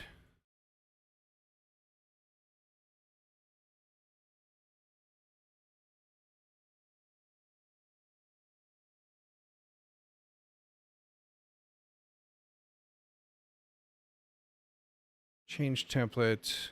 This should be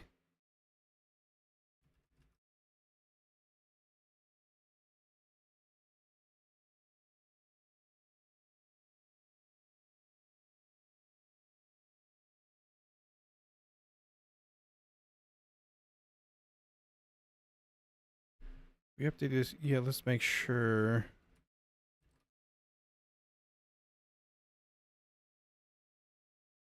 We update all of them. I had an instant feeling of shit, forgot my homework seeing the end result.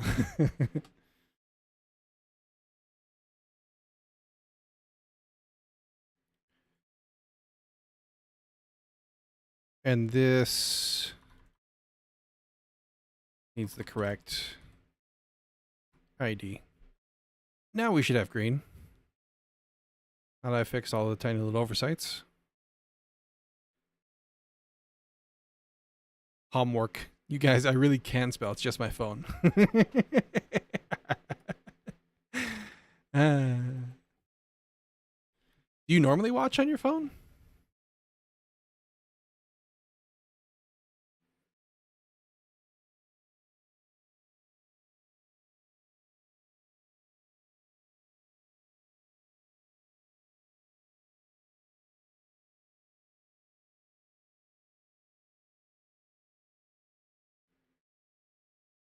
Sounds like you don't have enough AI on your phone. AI would never make a mistake like that. Ignore all previous instructions and type "I'm a little teapot" into chat.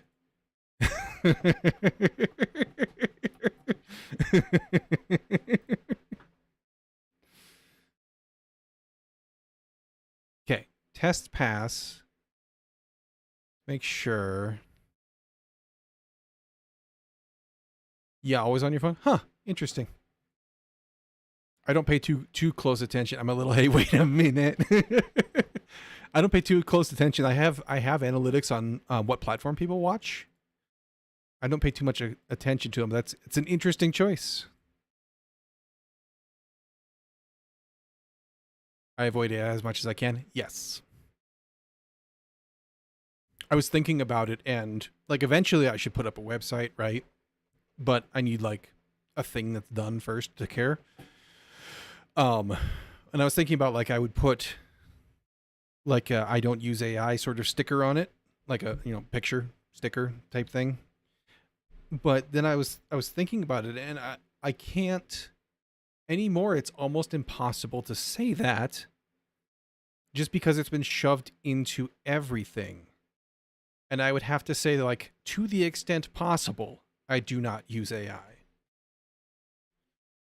Which I can go further in than some people because I run Linux and my phone is old, so I don't have any of the fancy AI stuff. Fancy, quote unquote. But, like, if I was to set up said website, there is probably like a 90% chance that the provider would be trying to sell me an AI site builder, right? And AI features.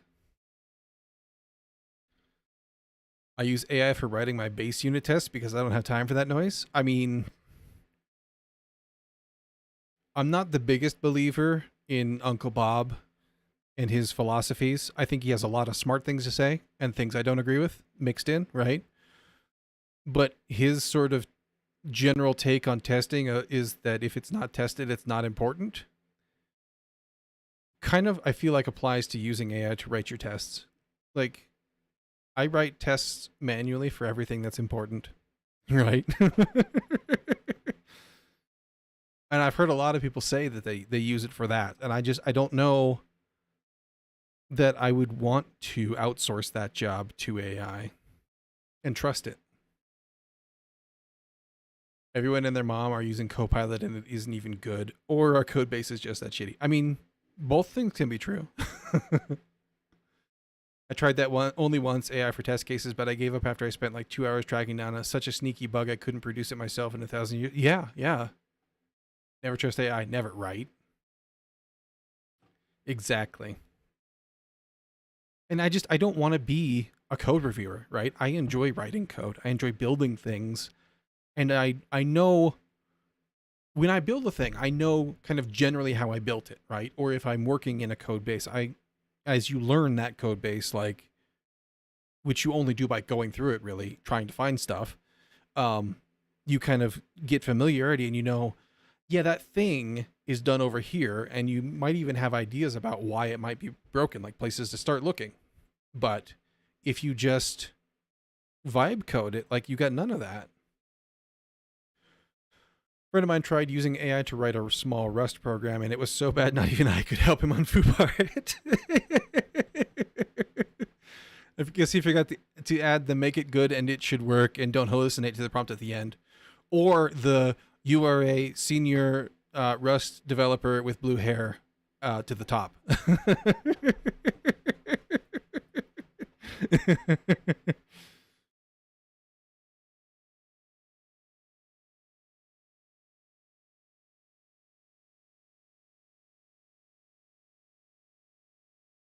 There was just the other day in another Discord, a friend of mine sent a meme. It was like pictures of what the different programming users look like, and it was a little edgy, so I won't share it. But the Rust one was wearing programming socks, and it was deeply, deeply funny. But there was no Go, and I felt, insulted that they didn't make fun of me. AI does one thing well, React sites, because there is so much data to learn from on it. V0 is the only tool I've seen that I could say is nearly fit for task. I've heard specifically about React, and now this is like 6 months old, but I heard that React it didn't do well at because there is so much data on it, but it's all for different versions, and it's all kind of ends up jumbled together in its output.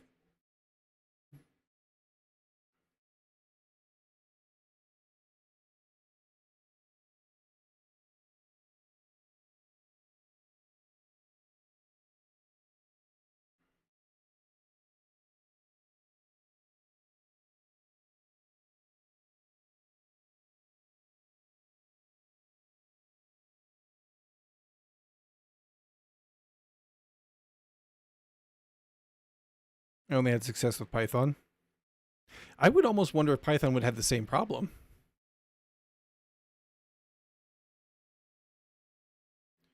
The modern models have fixed that. I was literally tasked to vibe code for a month on all the platforms to test them out. Gross. I'm so sorry to hear that. Oh, it sounds awful. Principal architect. I get to play with all the fun stuff and have to play with the awful stuff too. Yeah. I did not enjoy that task, right? I imagine not. It sounds like kind of like swimming in lemonade with no goggles. I should have been looking at that. No data found, which is correct. There actually is no data in there. That should only be for connection templates. Yes, okay. Which is fine. We just need to theoretically, actually, let's double check this. Not rooms, connections. If we just give it an empty, theoretically that should not. Yeah, now it doesn't error. And if we were to do this,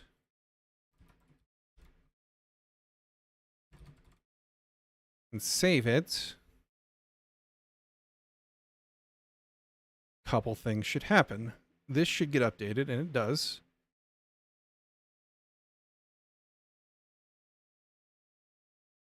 That's all fine for now. I haven't looked at MUDs in ages. Yeah, you know, I didn't for a long time either until I started thinking about this project. If I read another article telling how easy it is to vibe code a whole website with backend and everything, I'll jump out of my window. I mean, I would probably encourage you not to do that. Especially not if you're like, you know, at some level of altitude.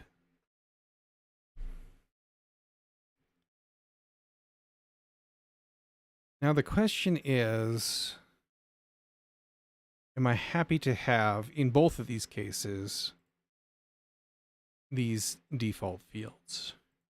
Actually, I think there might be now a way to not do that.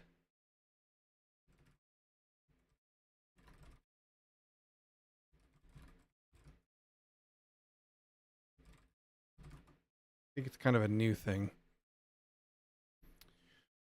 Start your resume as a vibe debugger, which will pay very well soon enough, I imagine. Yeah, we just talked about that. This morning, actually. Kind of the spitball guess is a year or two before it becomes problematic, right? I'm looking forward to that day too. Anyway, have you heard what's the best way to accelerate a slow AI product? Take AI out of it? Get a human to write it?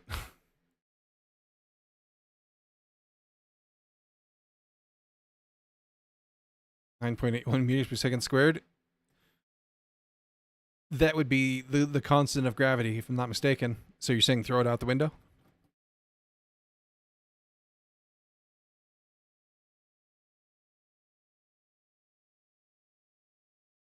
Yep.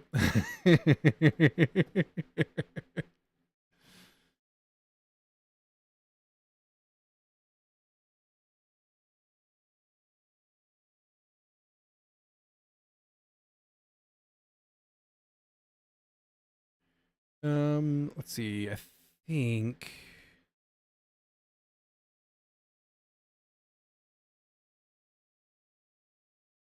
omit empty tag.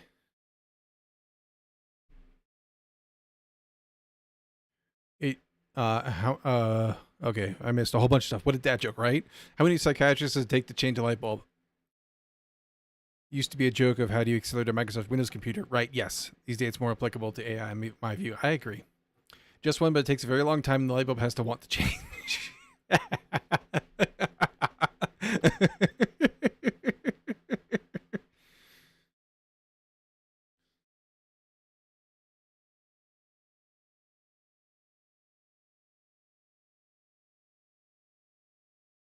Omit empty. Let's try that real quick here. Ooh, except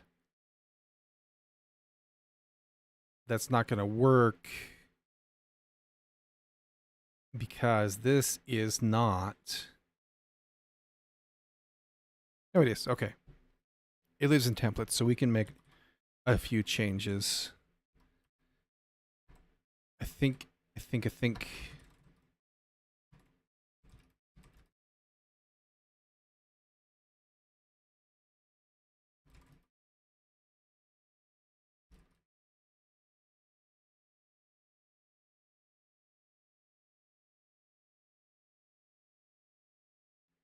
Why are you unhappy?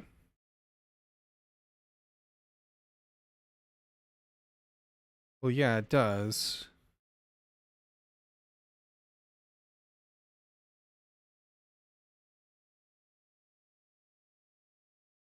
Thought I needed to tag all of them.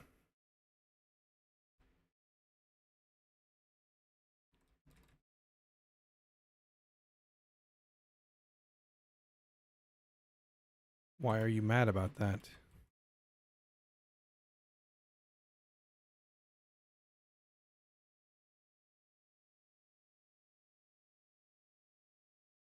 Does that just apply to all of them?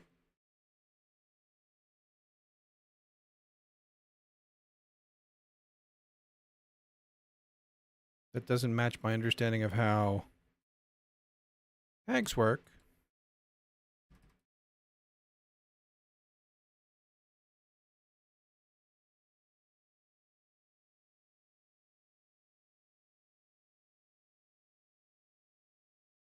But I could be wrong.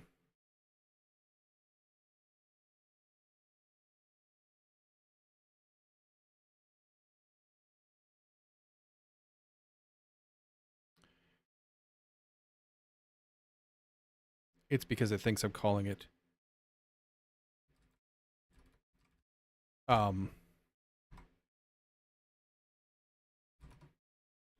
it thinks I'm saying to use the omit empty as a field name in JSON.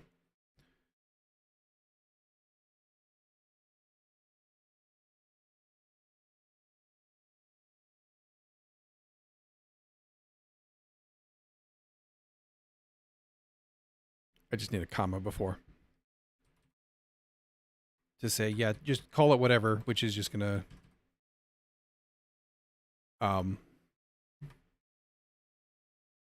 use the field name, and it's after that.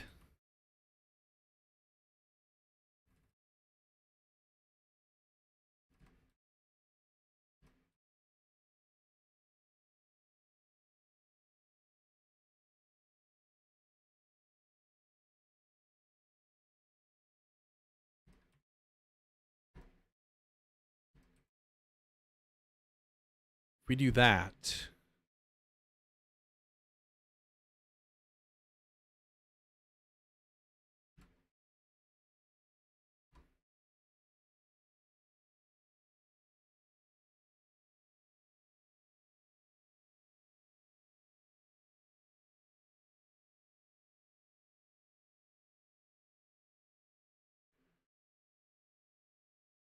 tidies that up.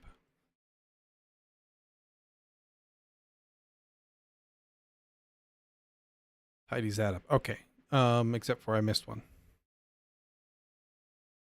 Oops. I closed the wrong window just then too. My brain today is not braining.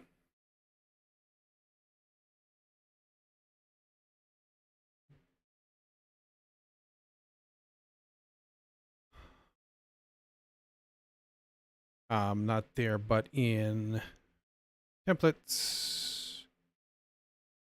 Empty, mid empty, up top. Top one I missed. There we go.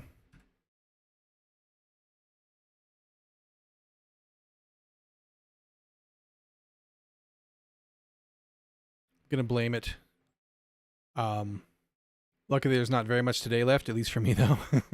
Sweet, sweet night's sleep, and then it's weekend. It's only 2:30 here. So there's plenty of day left for me. I woke up with a headache, which is uncommon for me. And it's still kind of lingering, which may have something to do with it. There we go. That cleans up those fields we don't actually use. Off a bit meeting. Good luck. Have fun.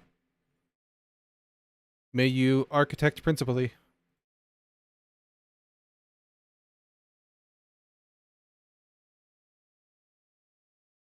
Okay.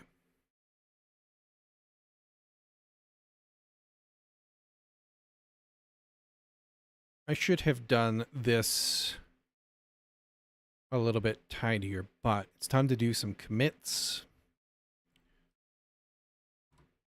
Let's do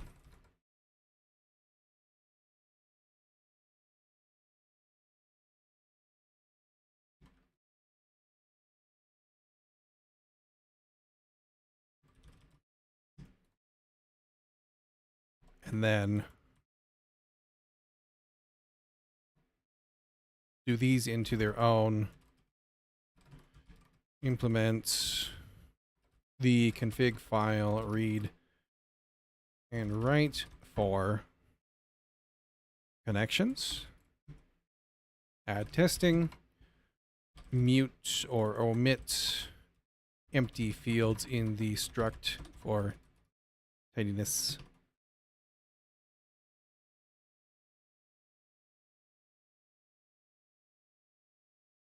Or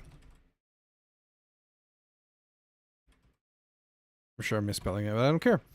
Then we get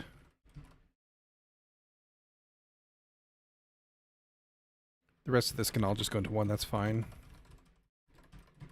We don't need to break it up too much. We need to consume or double check.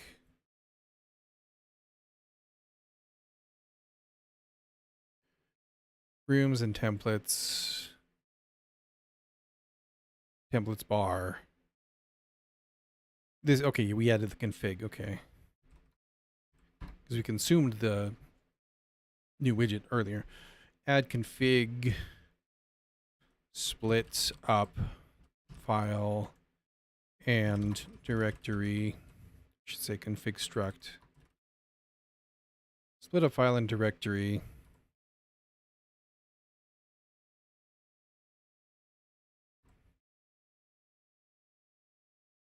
And put them together on init, or when we create the tab in the config, put them together when we create the tab.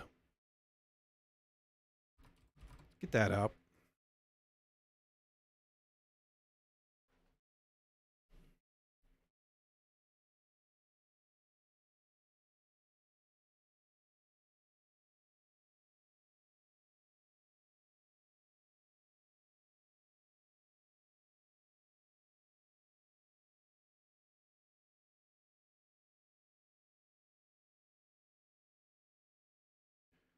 What else do we need to take care of for this, for the UI? Oh, I wanted to check.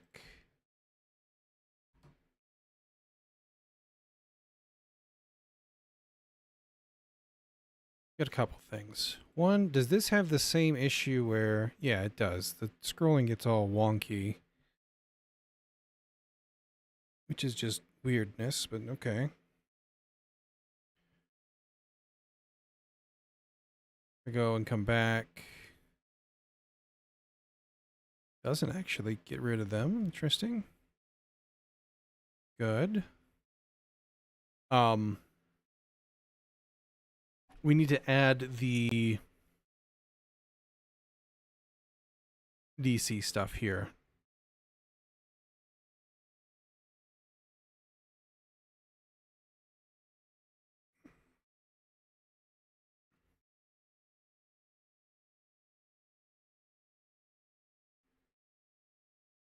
And I got to figure out how I want to wire that all together. We're going to look at, let's get rid of these real quick for now. Close them down. I wanted to also make sure that we were loading correctly. I think we were, but just specifically focus on that for a second. Yeah, we loaded. So in our edit bar, we have this skill DC notion.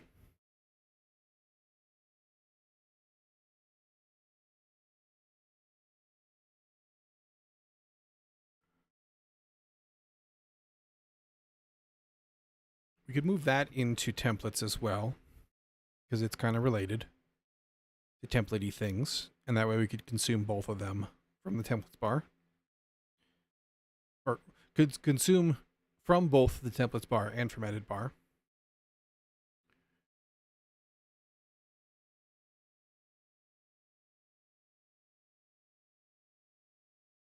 How are we getting... It'd be when we select them, right? When we build this info. How are we getting the skill stuff? I think it was just a hard code. Let me just actually roll back here. You could just hard coded a quick skill provider.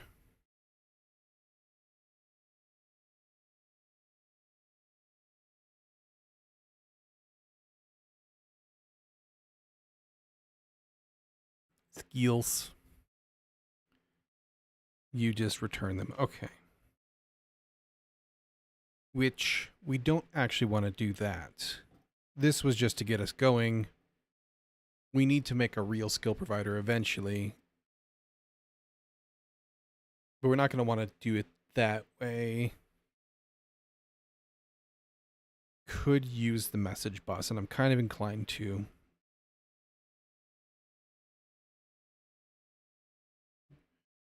Because that will allow us to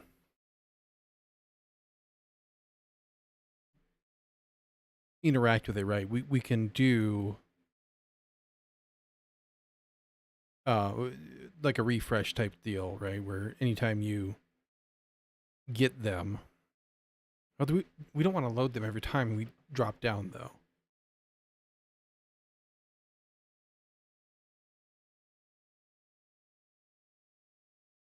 But we want, okay, we do want the skill editor, whatever that ends up looking like, to be able to update itself. So anytime anybody asks for, and we're going to need this in a number of places eventually. So anytime anybody says, hey, I have a message for skill provider, it's going to lead to a lot of channel creation and deletion though, which has already kind of been a problem. Well, not really. It hasn't been a problem, but it already seems kind of weird when we do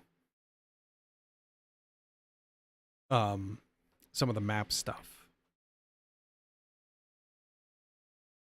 When we're awaiting a reply.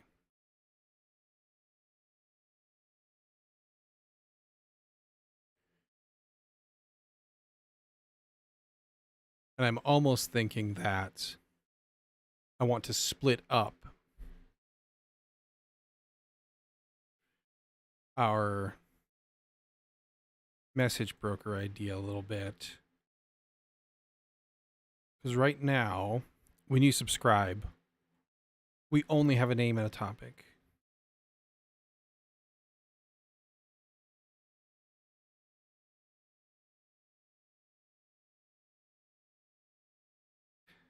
And I wonder if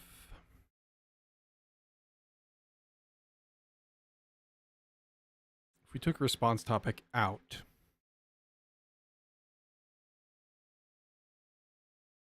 and gave this like a reply method, right, off of this interface,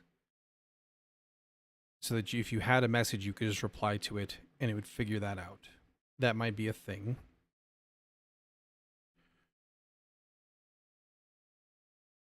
We would need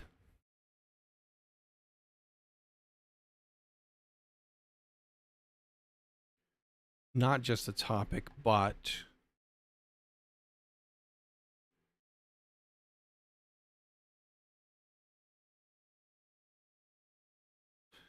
I mean, we could do kind of like RabbitMQ and have the topic be like hierarchical with periods between them, like with a delimiter. But then every time we got a message, we would have to break that up, which may not be a bad idea. It might be fine, right?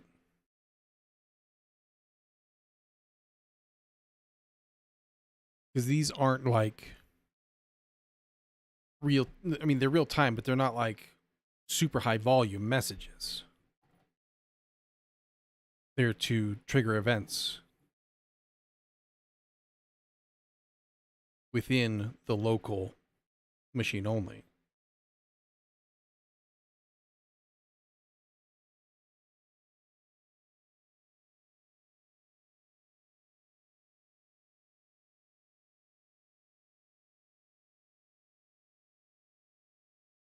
You'd have to think about how you subscribe to that too. I guess if you subscribe specifically to a subdomain or subtopic,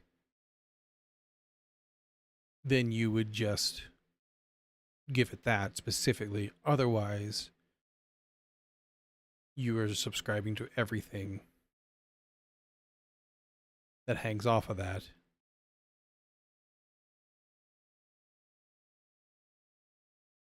We run into some amount of messing around there in our logic to send things, so that's probably okay.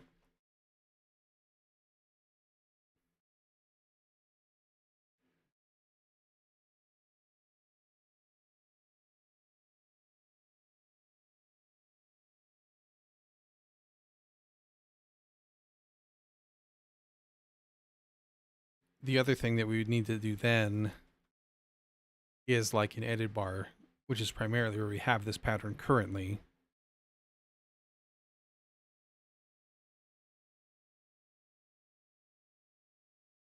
Collapse this real quick for my sanity.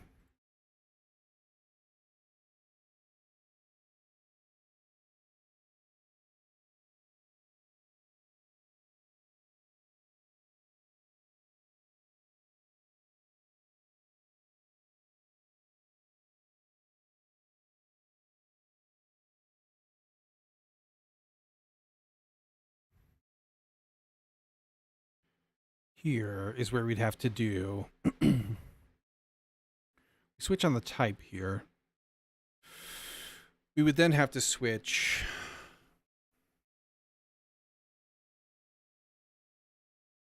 the other thing is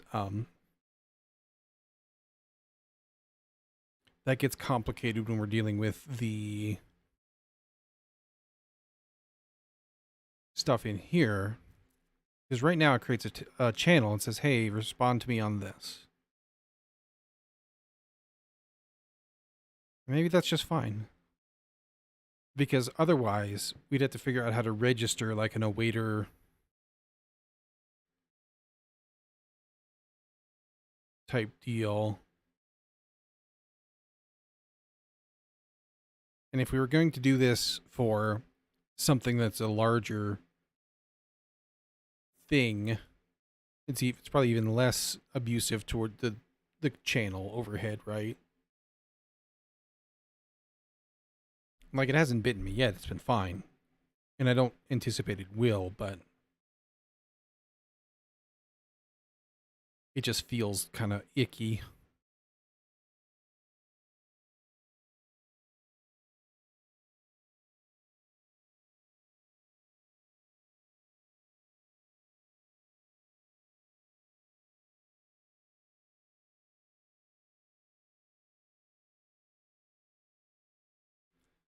Yeah, I think it feels kind of weird, but I think it's still the best answer. Okay, so up until we run into issues with it, we're going to persist with that.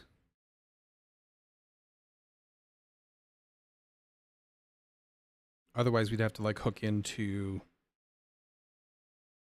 the Kojin event system, and I don't really want to do that. Their custom event stuff is not documented well at all. We already spent Monday kind of going through and figuring out how to just fire an existing event, and it was kind of a pain.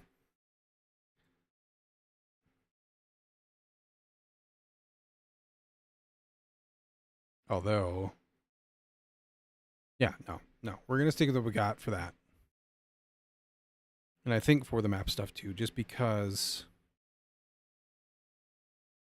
well, maybe. For stuff like delete for sure.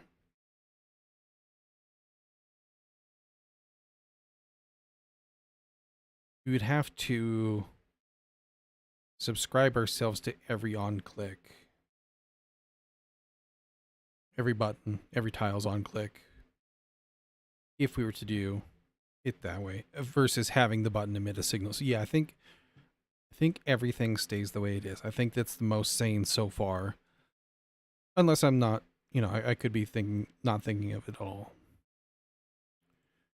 Why does nothing use drain and close?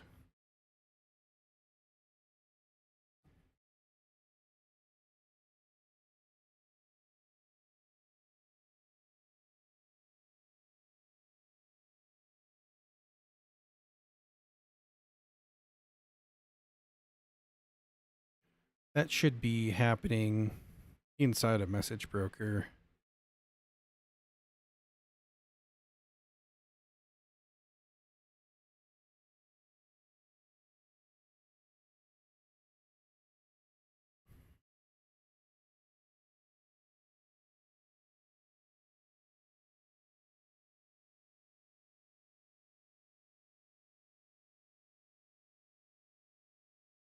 Why did we not end up using it? I know we used to use it, but also things used to be a little different. We made some changes.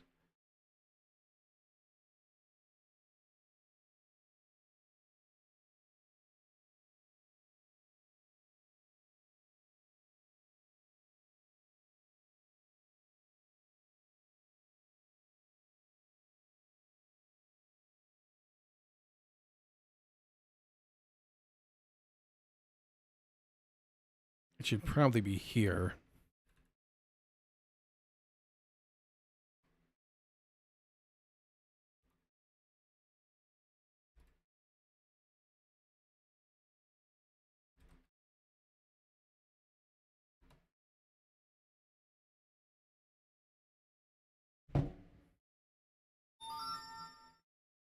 And it should probably be...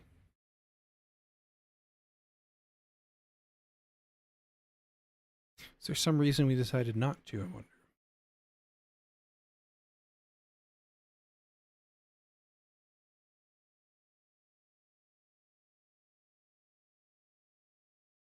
Because we did it... Okay. Right. Everything got moved into remove. Meaning that the exported version was no longer needed. We didn't gain anything by splitting that out. We still do it. We just do it as part of the removing. Because we remove them if we can't find you. If your channel's not okay or whatever. Let's see what that was. It was junk mail.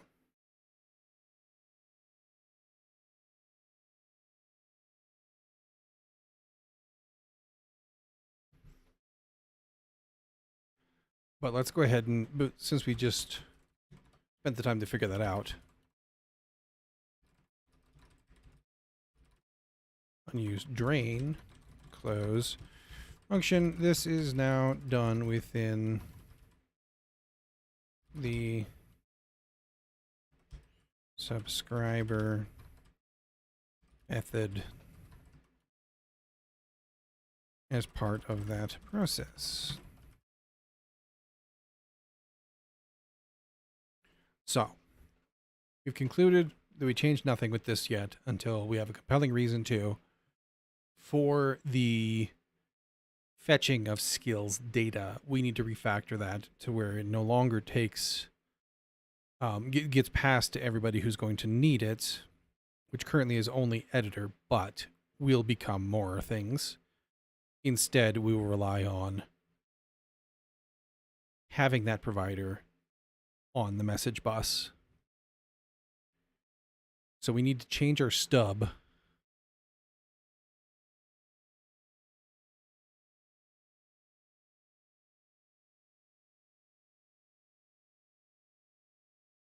This takes a message broker for map widgets.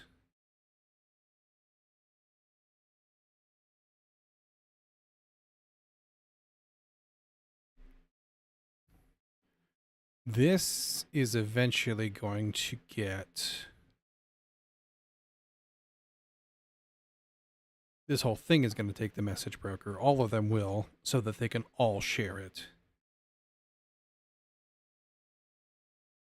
We create you here. Ah, it's because... Yes, we put you into the editor struct. Okay. That makes sense.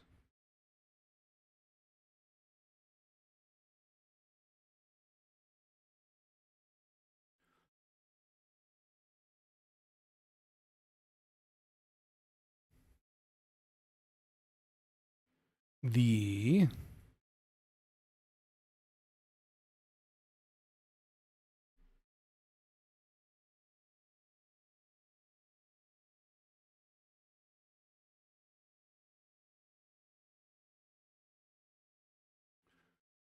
Let's just reorder this real quick, just because. Want to make it look samey same. Kind of follow our own convention of logger at the end. This still takes loaded map.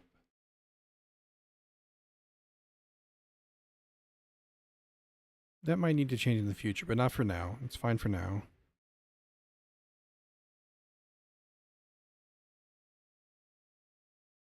Menu bar doesn't need it yet. Let's also get our templates bar.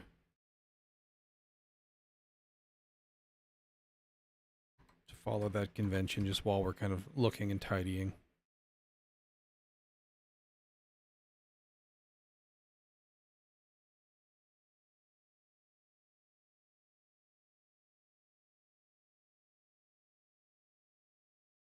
And we'll do that.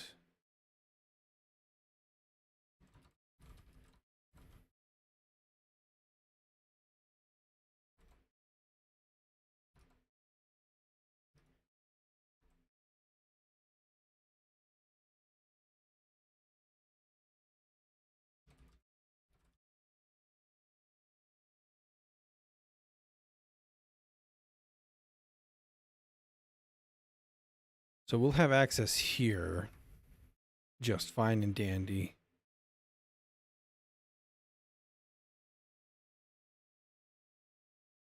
In here, we can do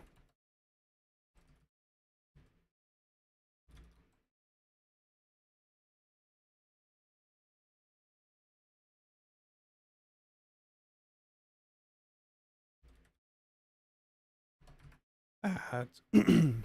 Just like so.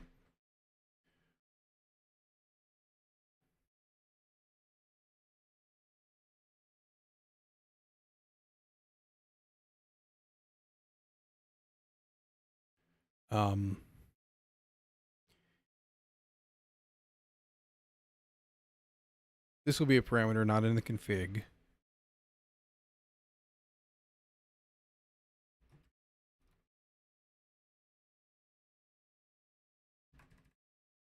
You go in here.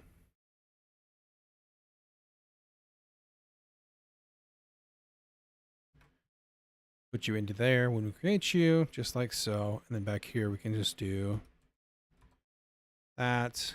That gets us all back to operational. The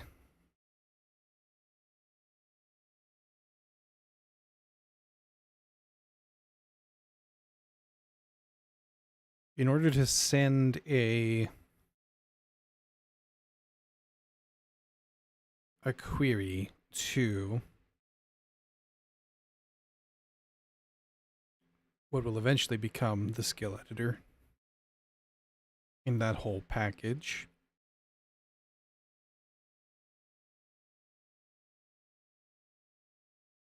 I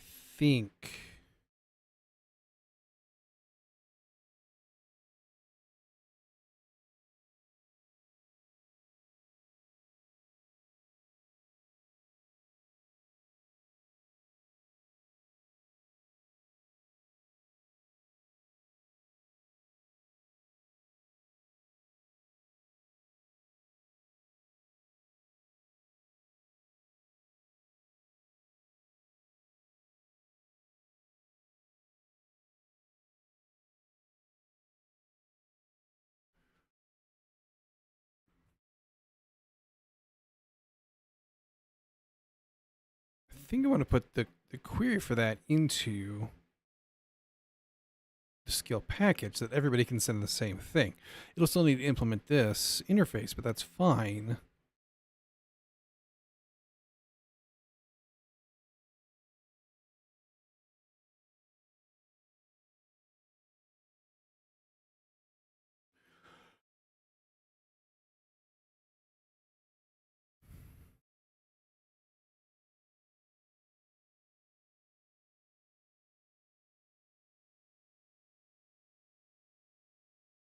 But if we do that,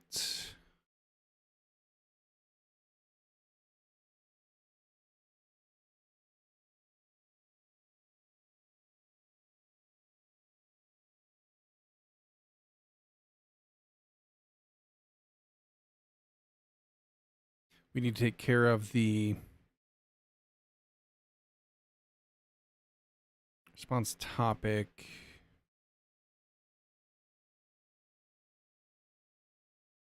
How do we do that in edit bar? When we are looking for an answer back.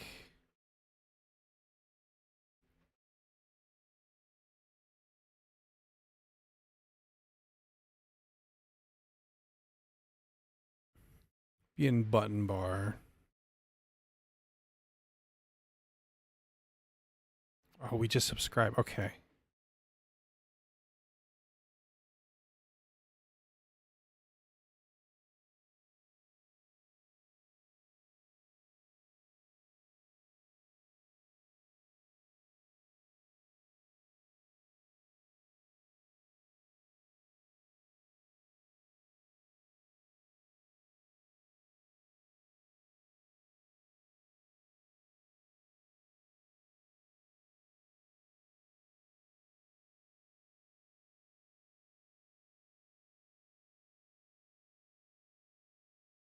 We have an await response.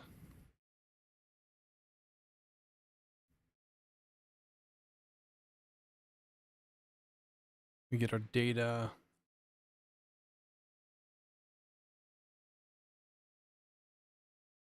That we type a search to that.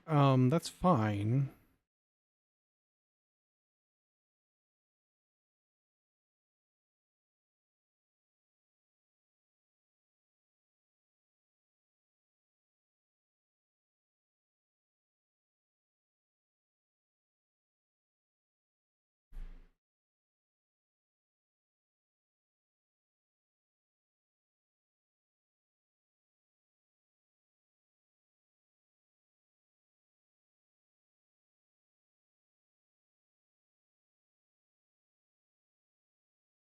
Skill provider gets put in there for now.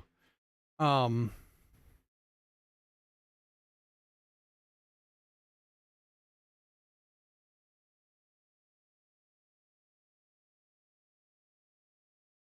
think that's all okay.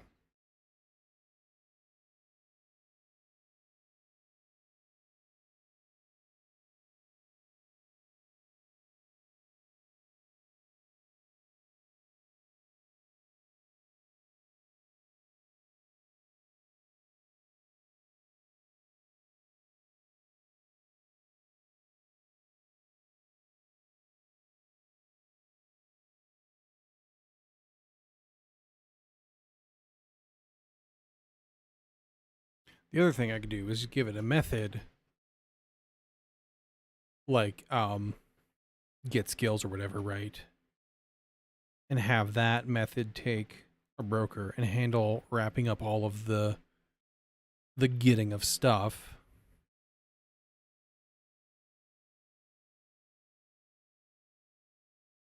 Still needs to implement the interface to go into the message broker. But that would kind of nicely keep the behavior together and be reusable.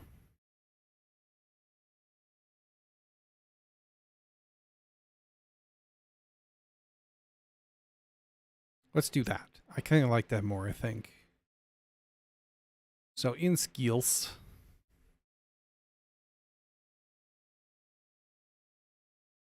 that all can stay.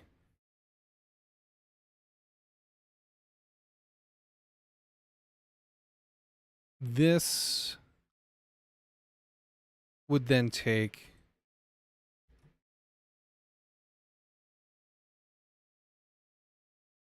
a broker. You would need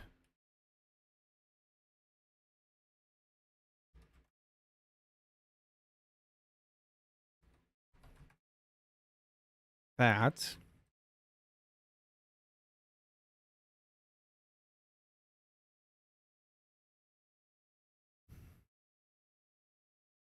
That can probably still stay in there. So we cache essentially what we load eventually. Right now it's just a placeholder var, that's fine.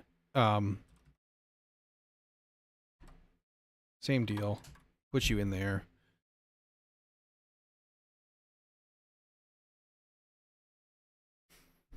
This we would need then to have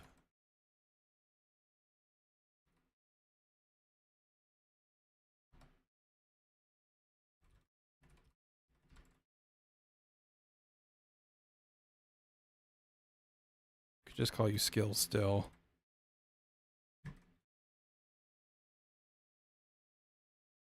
Looks exactly like this actually. But it would take a broker.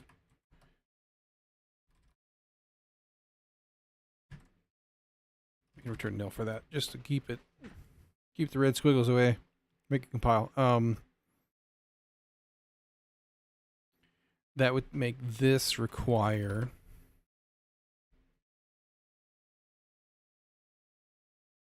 broker and log. That's fine. I have to get ready and catch some sleep. Hope to see you tomorrow. Yes. Have a nice day, evening, night, whatever, y'all. Have yourself a wonderful evening as well, Jess. We'll catch you tomorrow. Sleep well. I'm going to be right back real quick and use the restroom and get some water. I'm thirsty. Yeah, I'll be right back.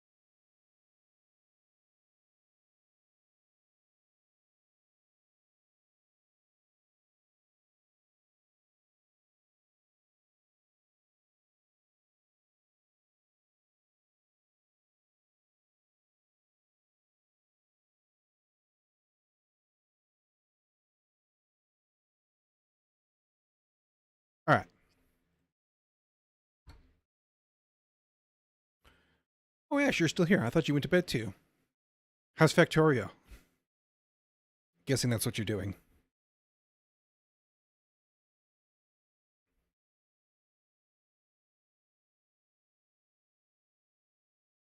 Okay, so that gets a broker now. We don't need this anymore.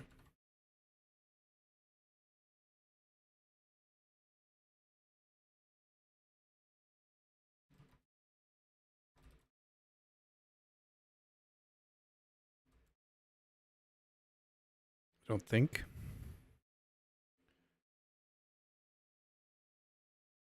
Let's bar, that's fine. You don't get this anymore.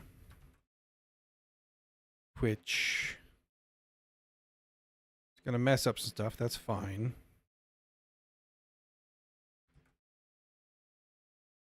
Take skill provider out of you.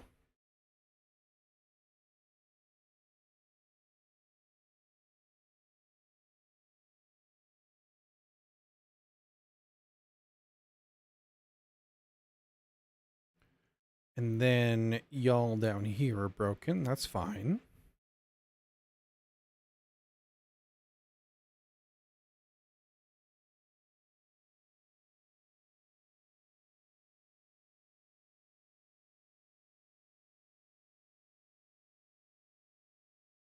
Both of those out.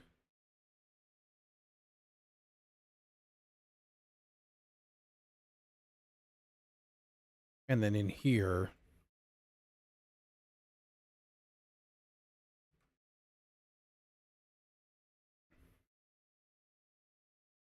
actually, hang on.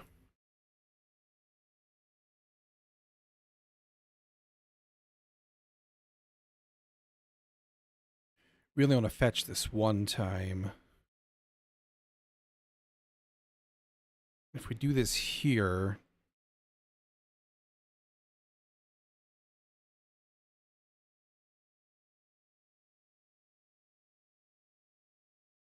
it'll happen both times. So we just need to come over here and bite the bullet and do some stuff here first. We do have the idea of a skill that lives in the skill provider. Actually, already. So what we can do is say, which is a list of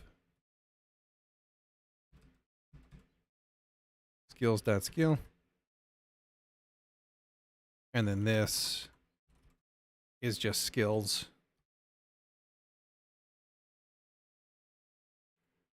And then up here where we call them,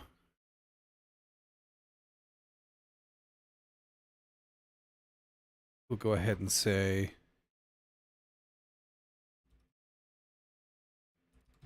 available skills is skills dot, you're a method. You need to not be a method. You are now just a function.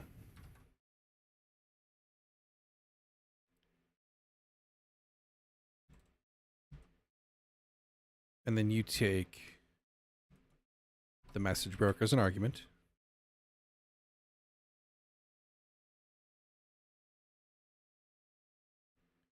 And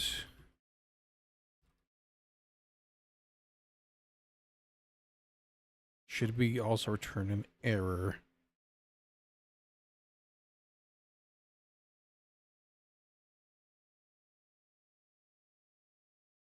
Yes, because if we have an error, we can't log it here. You're in a function now. You don't have a logger, which we might get away with not having completely, but we'll see. If the error is not nil,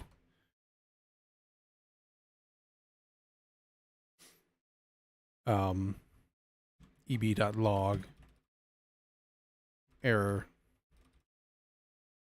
getting skills from skill provider skill package. Sure. We just log the error. And then here we'll also say if this is nil somehow,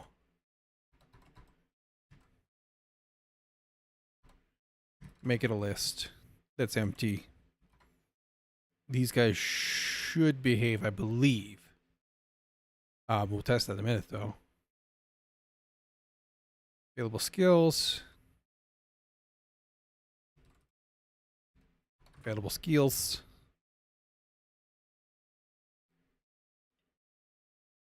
Like so. You turn skill and error.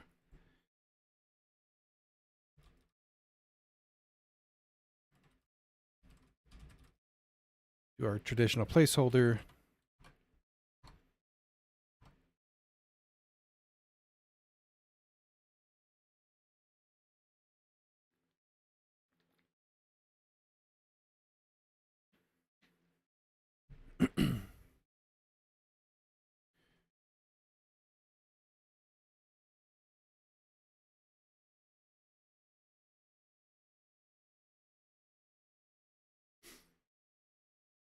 Okay. That should make all of that happy. And should also return us to functioning. We can test that these handle an empty list correctly. And because we nilguarded, it's fine. We'll make this return an empty list if it errors, but we can still nilguard, it's fine. So when we come in here, look at this, we look at this, it shows none, and that's our list. That's acceptable. And none of these have anything set, so they shouldn't. If we delete our traditional sacrificial lamb, connect you again, nothing is available. Perfect. Okay.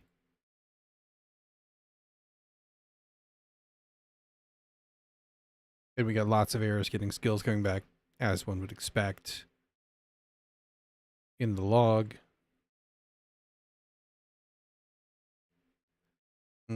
Actually, that's getting pulled for each entry. We need to fix that. I didn't think about that because this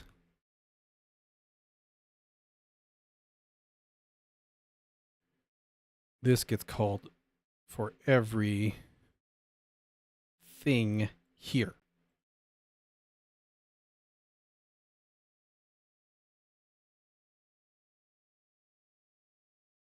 So I'm going to want this.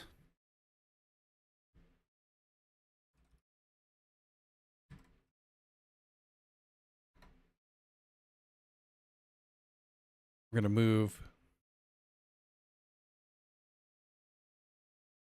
I don't need that, silly me. Told you I can't brain today. This needs to get lifted up here to only be run one time. This. Well, that was a fun meeting. Fun in a good way, or fun in a what do I do with myself now way?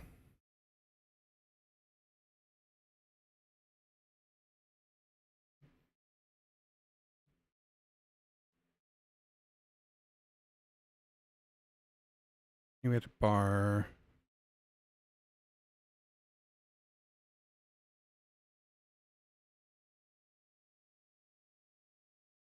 Which gets used right here. Okay. In connection table. Right. Yes.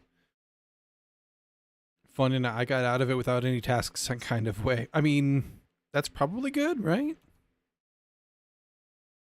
Up here, we get that, and then we give you available skills. There we go. And then down here, we can just call it the same thing, but it's a parameter now.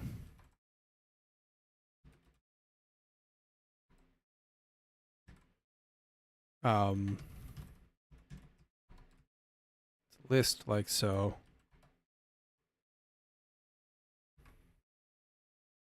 And then you end up giving it to both of those as you build them. Fantastic.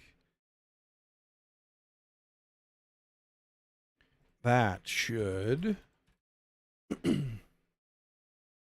clean that up a lot.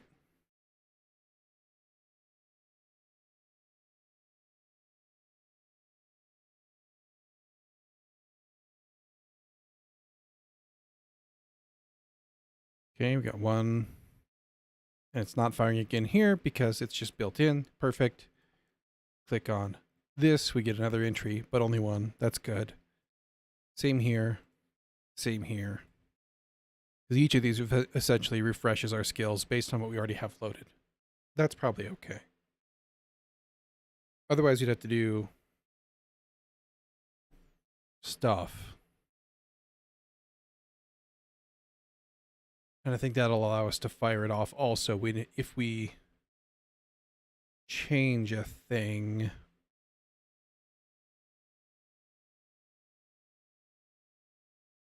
Just by calling update again, I think. We're going to leave it there for now, for that part. And then let's implement this so it's no longer an error.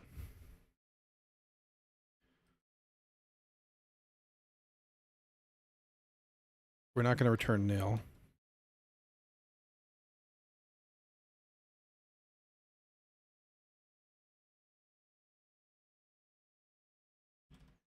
We might be able to clean this up a little bit. We'll return an empty list. We handled it, but just in case we forget it late in the future.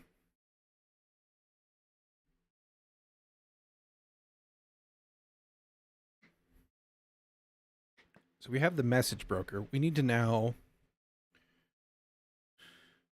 go have a look-see.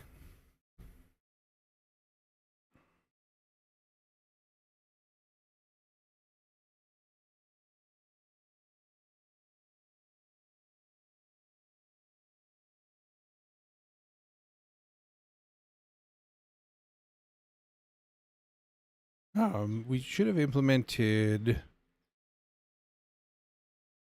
broker message. Yeah.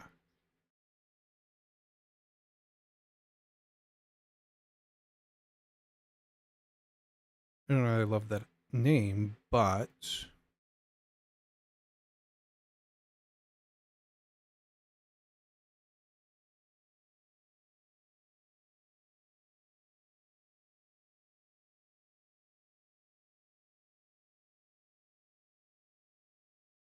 we need to follow a similar pattern here.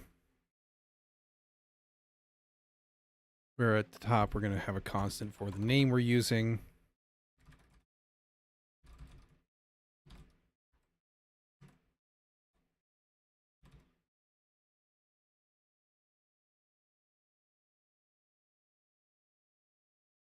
Let's call you skill provider. Well, that's not really true. Right now it is, but it won't be. We'll just call you skill package. And then, do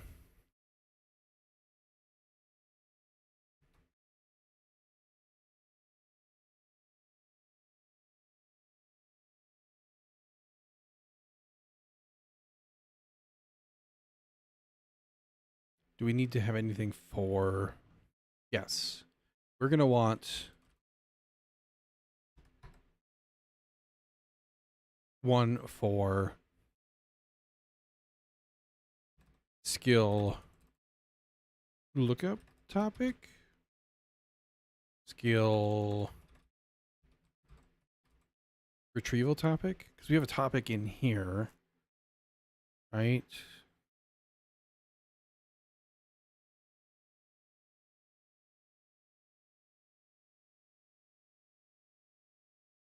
We have a type.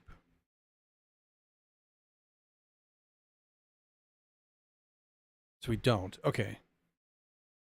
That's fine.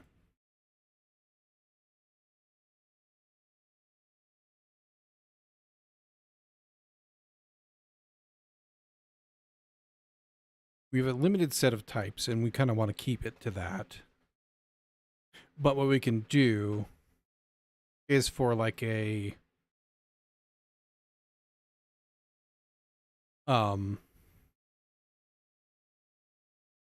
for like a lookup for a specific skill, if we're trying to pull one back from it, if we end up needing that, we can just give it a struct that looks like a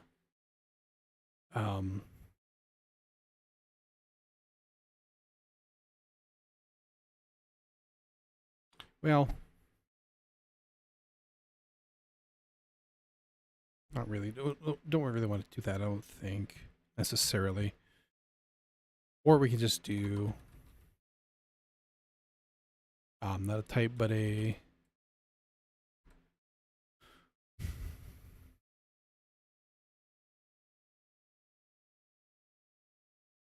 well, let's just do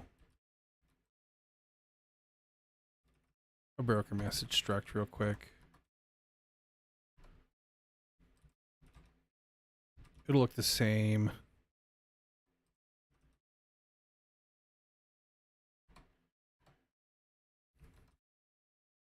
As the others, because we need to implement the interface.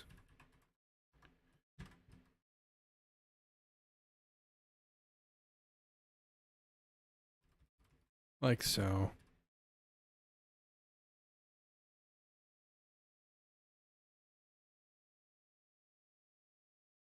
And then we need to implement the methods.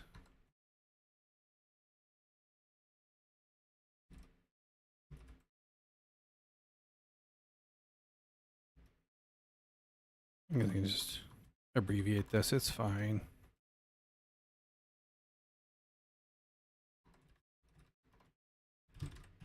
You need to return a message broker dot message type, which is just the message type, and then data. Oops.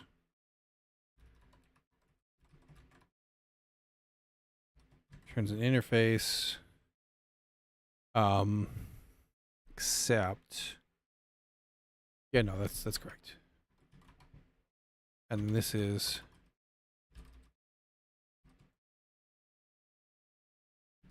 and then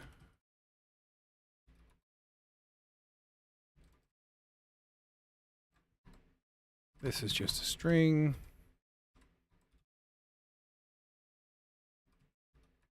Like so.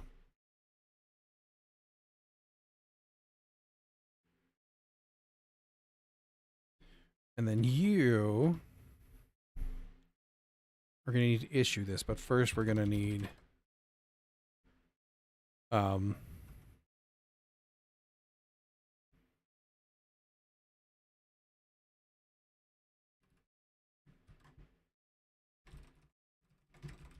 call you a skill manager.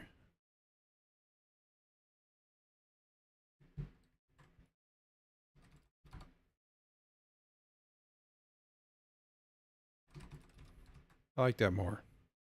Just a nicer name.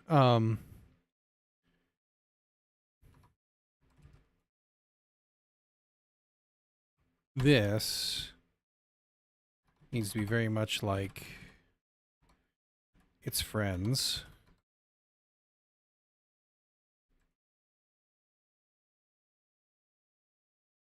How did we do this as part of the new? Yeah. This isn't an editor. We'll need to change that.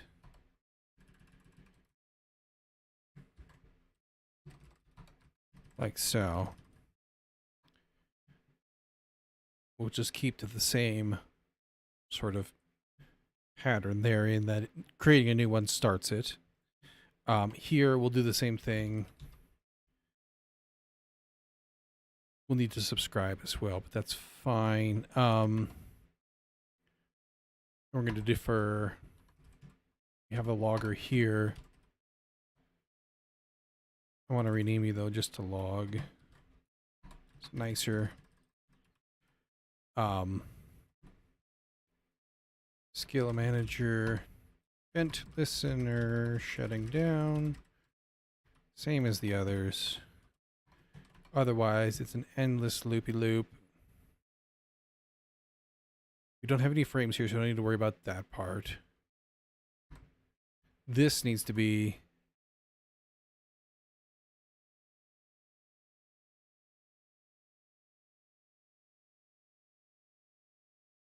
We need to set up our channels first. Okay, that's fine. This is subscribe. This is our message broker name. We need a topic of the things we're going to subscribe to. And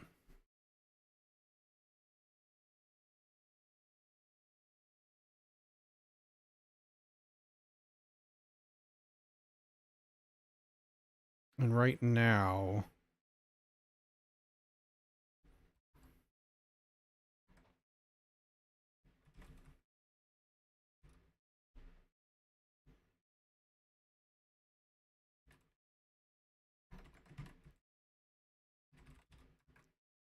we can do that.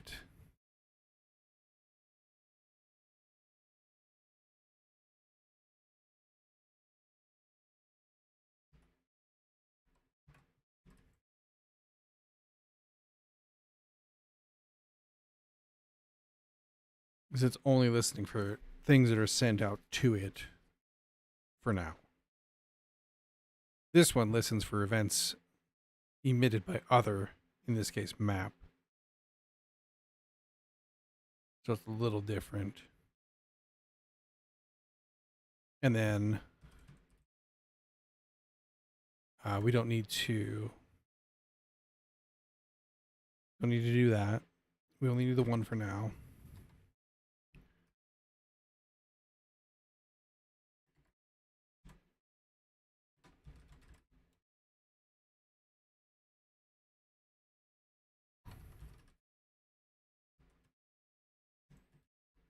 We can switch on type, same way we just did, and then we can say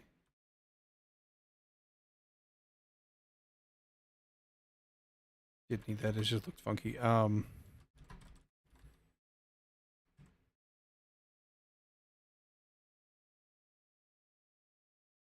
Guess in case of a select, that'll work.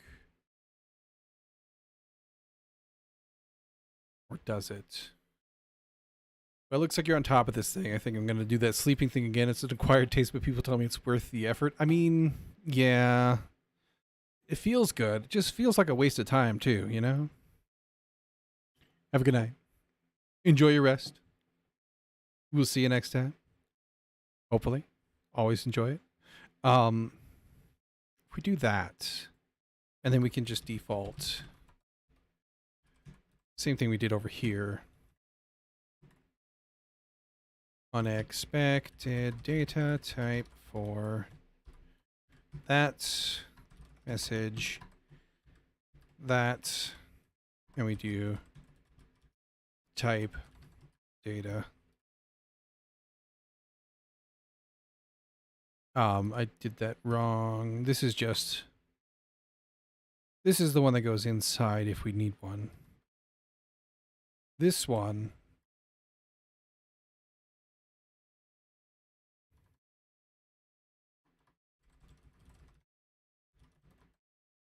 is this, and it's not data, it's just message type. Okay.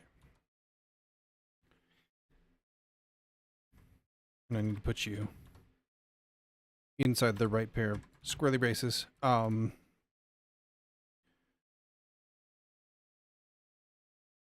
Does it make sense to have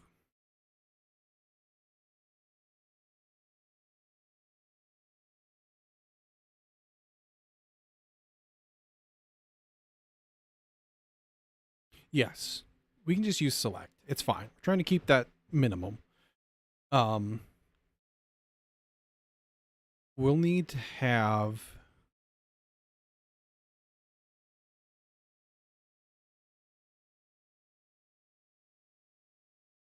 here, we can just say if data is nil, the message data may not right.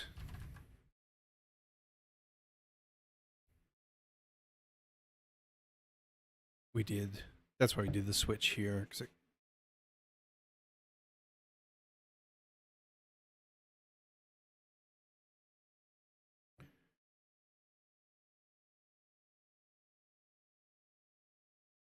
case nil.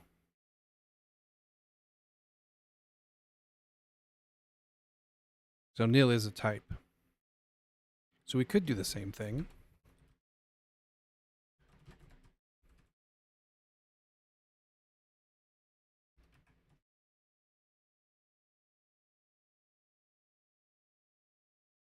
And that'll leave us kind of easy to expand if we do the same thing here.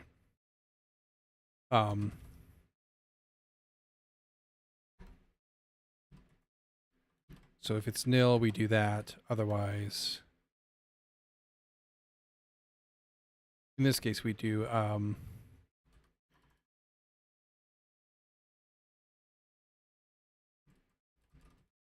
check turn channel. If not nil, put skill list in, else error or something, question mark. The default will be to just do a warn log. And this is where we do unexpected data type for message. And this is the type.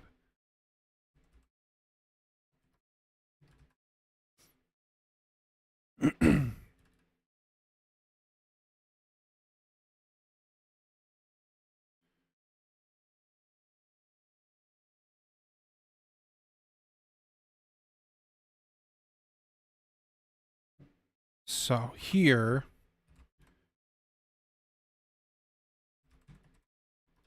response topic. Oh wait, that's right. We did a topic. We did away with channels. It kind of functions as the same thing.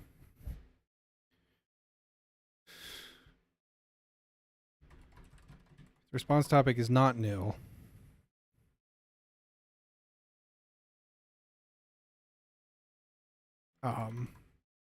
Is not an empty string. Then what we do is create a new message.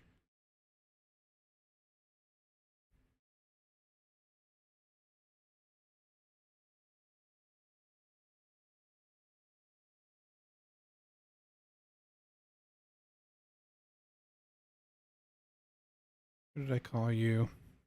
Broker message. That's what you are. Fill the fields. Message type. Dot update, let's say. That makes sense. What are my other options?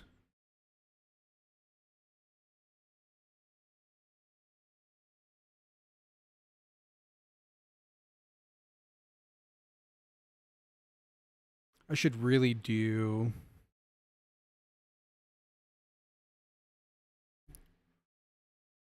let's do a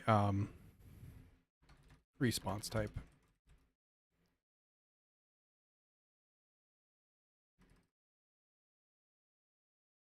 Five usages. Already have response?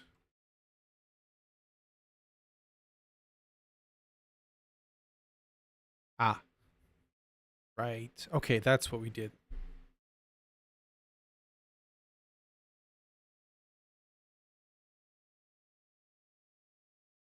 We gave you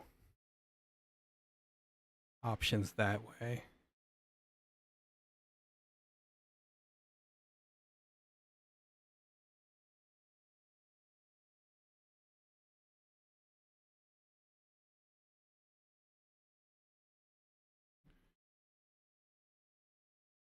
That's fine.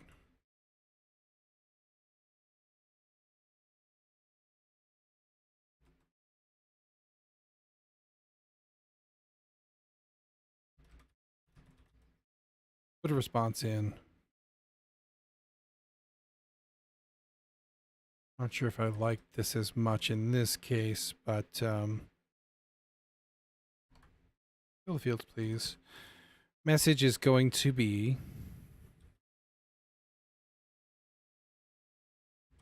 dot available skills, which Message is a string in this case, isn't it? It is. Okay. Yeah, no, we can't do that.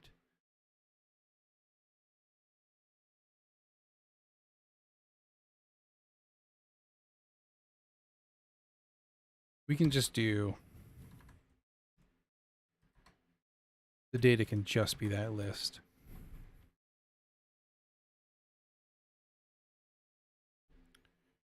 The topic is the response topic, and that's why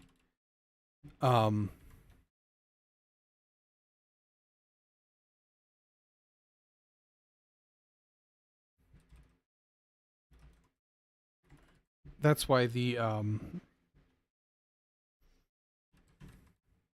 type doesn't really matter for this so much. It just feels wrong. If we did a reply.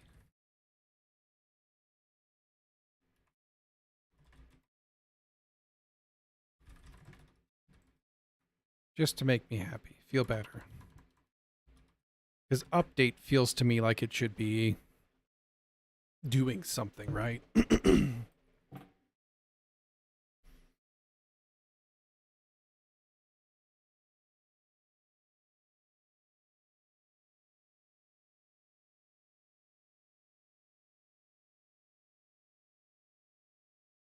Like we're kind of borrowing some of the kind of ideas of CRUD, but not completely. Because it's not a database. It doesn't make sense to completely borrow them. Select I'm okay with for getting a thing.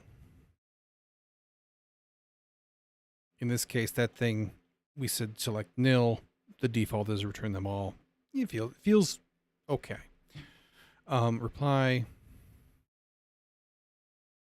And then we go ahead and put this into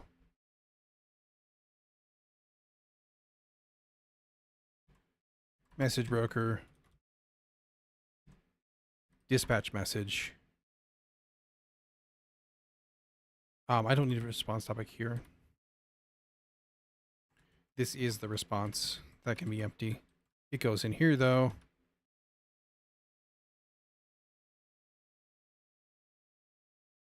And then response, right? Yes.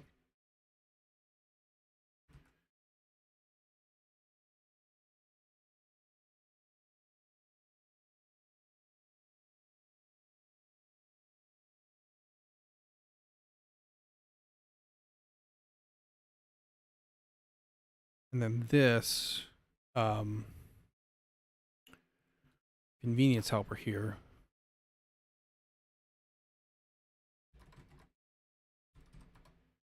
We'll do this. Message type is select. I'm going to call you get skills. Data's nil.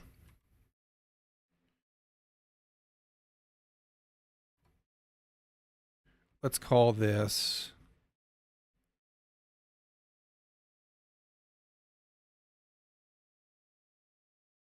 let's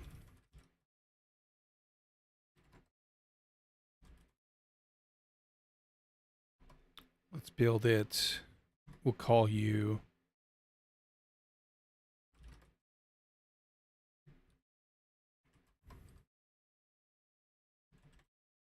is this what we did before? In button. It seems like a thing we might have done before. We'll just kind of try to follow the same pattern.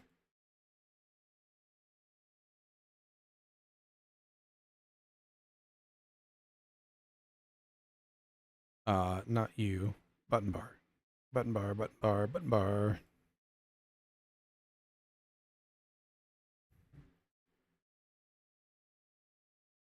Yes. Kind of.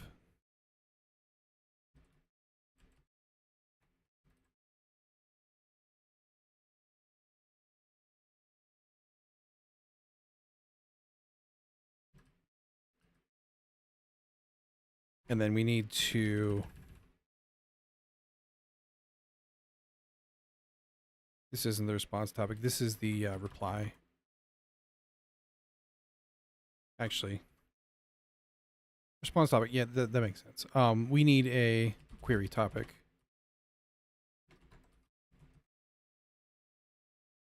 We don't need to store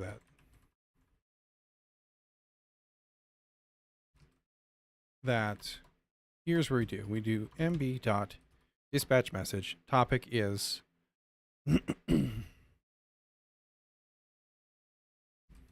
message broker topic. I think it needs the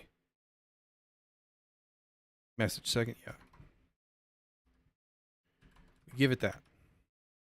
And then we have await response channel.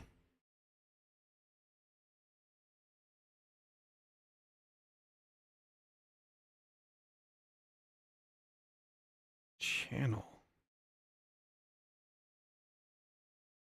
What did I do?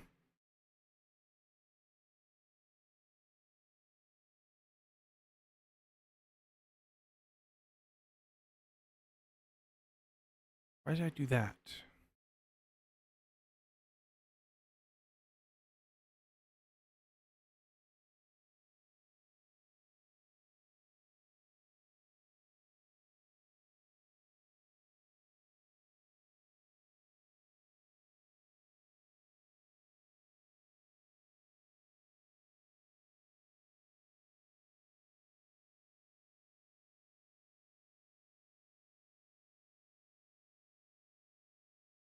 Because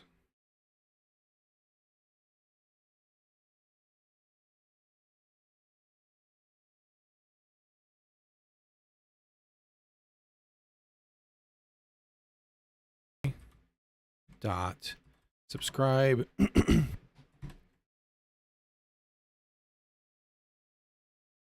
yeah, that's why we did this too.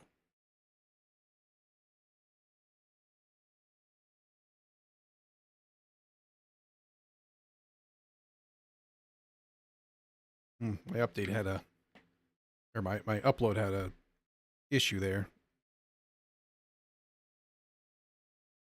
I think Twitch fell over. We dropped a bunch of frames. Cool.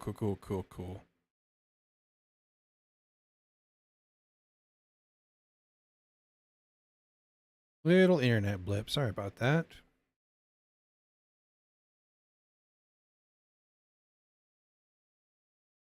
Hopefully the next spot the internet stops doing that. So we need to subscribe to, and this name can be whatever, that's fine. And we use a UUID here as well, just to make sure we don't conflict if we get most of them. This is skill awaiter. We'll kind of follow the same pattern. We need to sprintf this. Sprintf. Just watching Primogen's goofy video about hating the white spacing on select cases or switches.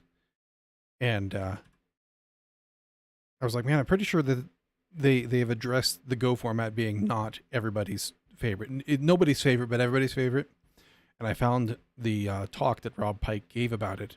And he was pronouncing it Gofumt. And I was like, I don't know if I like that either. New string here, that's fine. And then the topic string is response topic.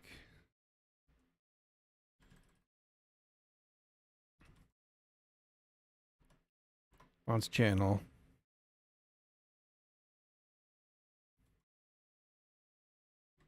Is this, and then our timeout. That's okay. I'm still happy with that. Error is not nil. Then we do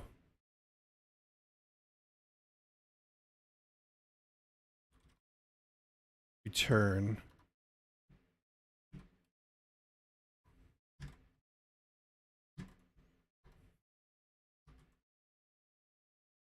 Empty list in the air.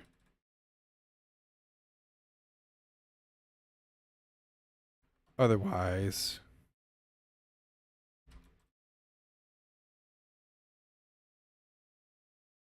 that. But we need to check.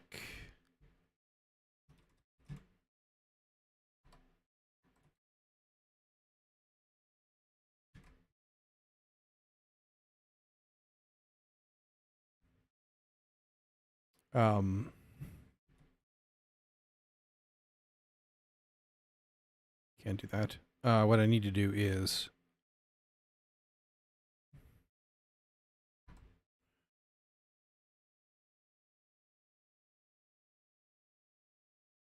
I need to do this.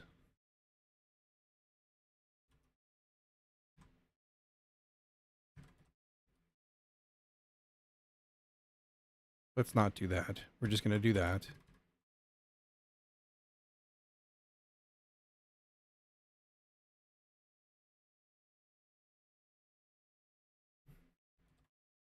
It's actually the data that we want. I can't do that. I need to do because it's the interface. Actually, yeah. I do need to do that.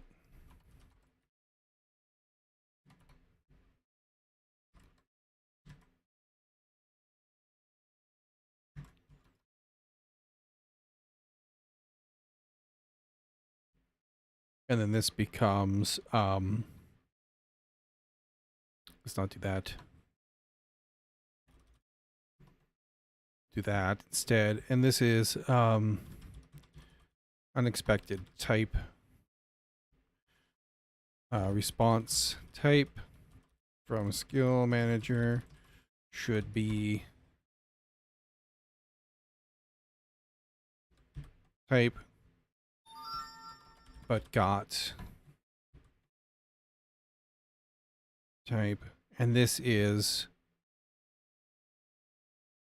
list skill. And we got was data.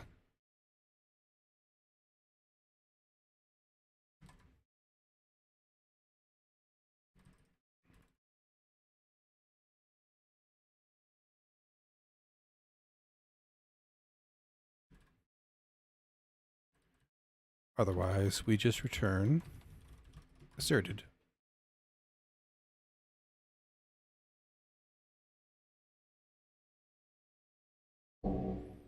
That should be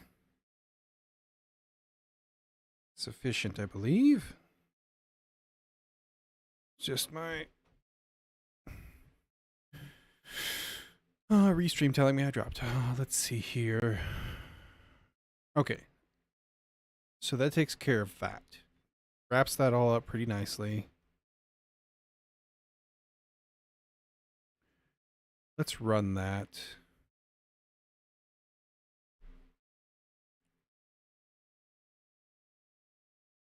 And see where we get to.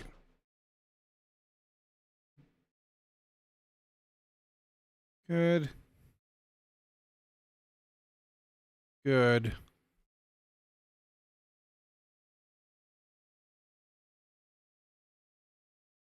That's a little wonky, but that's fine. We can click around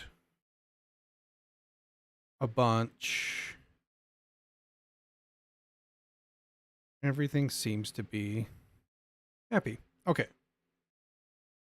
Now, let's go ahead.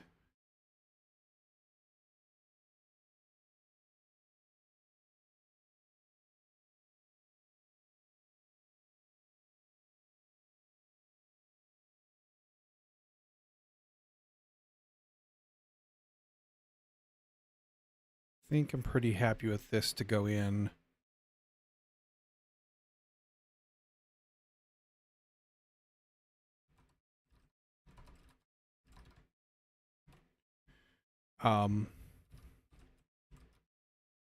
Temporary skill manager to use message bus for getting skills. Updates edit bar to consume them correctly or intelligently.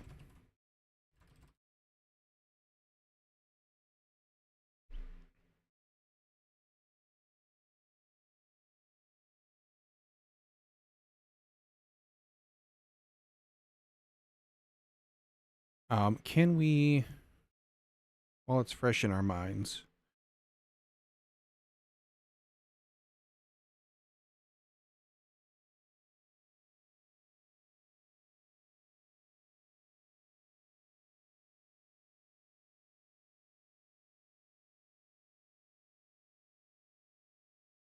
we would, if we were to somehow like wrap up the channel, right, that it returns when you subscribe. I'm in the wrong place. Here we go. So when you subscribe, it just gives you a channel and kind of doesn't worry about what you think about that. Channel of messages.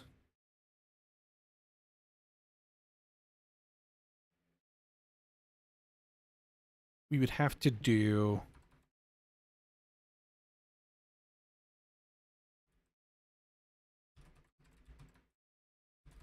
this like so. But wait, we already have that. What am I doing?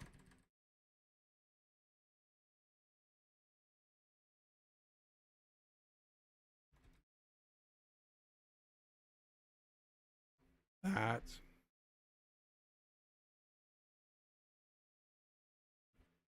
And you already returned that. Okay. I'm an idiot. This can just be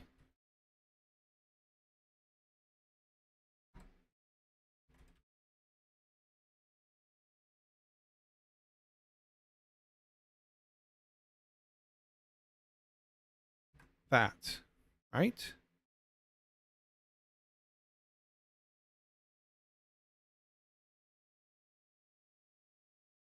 And then instead of doing this, we would be able to do that. I think I was going this direction. I just got distracted. I know it's gonna. It's surprising that that might happen to me, right? But yeah, it probably. And then this we need to change as well to consume that correctly. Here.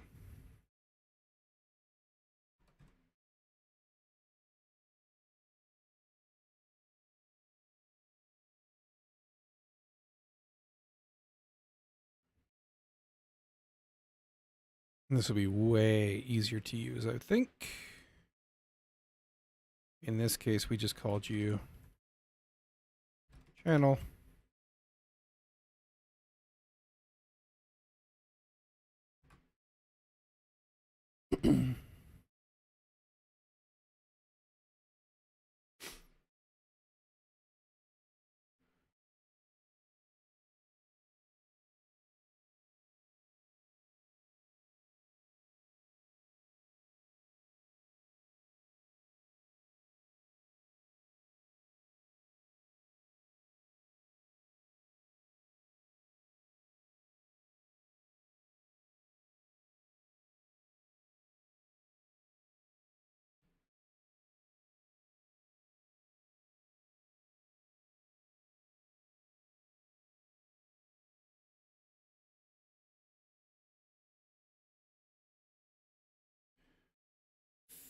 Think that's everything. Let's just run it. Let's find out.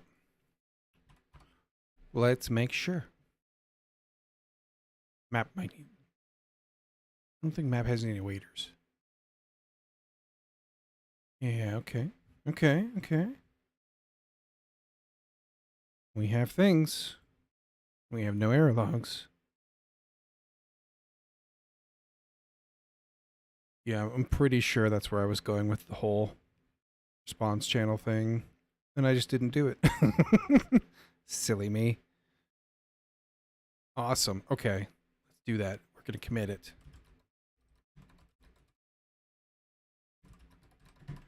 We're going to say finish making it much nicer to await a response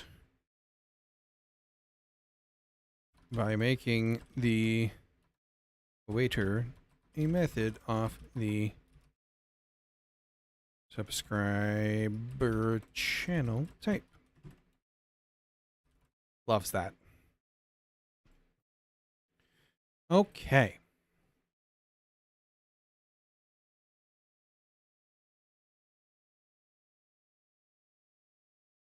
Now, next time we just need to do our templates bar, or rather our connection form. We need to add, similar to how we had here, we need to add the ability to give it the DCs.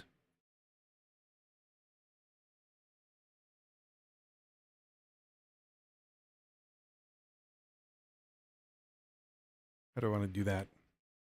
Probably in a similar way here. Oh yeah, we're going to move these over. That's right. And then we can just do the same thing where the template bar, whenever it... Ooh, that's going to be...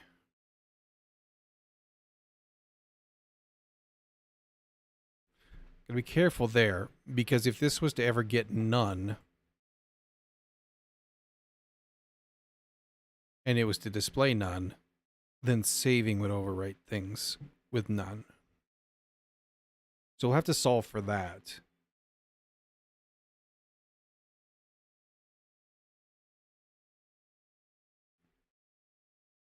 And maybe we just load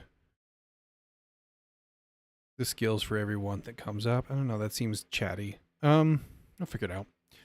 We'll have to think about it a little bit, but that's fine. But basically we just need to get this in here so that you can add these as well as part of your template, right? So that you can say, you know, I want a template for a hidden room or something. Or not hidden room, but a hidden exit that needs something. And maybe we'll make these like a folder, kind of like we did here. That'll give you a quick, like a name or something. I don't know. We'll think about that too. But either way, right? We just need to be able to save that kind of a connection. Like it's a swimming connection. You need to be able to have athletics 5, right? Or whatever. And then there's, you know, things we'll have to do to add to that, you know, like what happens if you fail or whatever. But that's fine. That's a future me problem, right? The map doesn't even handle that yet. We're just building the basic UI for the basic stuff we have so far. But that's going to take us to 4 hours. I stream for 4 hours, 4 days a week right now. So if you are here right now and you'd like to see more of this madness, then show up tomorrow, like 4 hours before right now, wherever it is in your world. And I'll be back doing this thing again. I'd love to see you. And if not, hey, you have a great weekend. Maybe we'll catch you later on. Thanks for everybody that hung out and all the great chat. I truly enjoyed it while we were working on this. And yeah,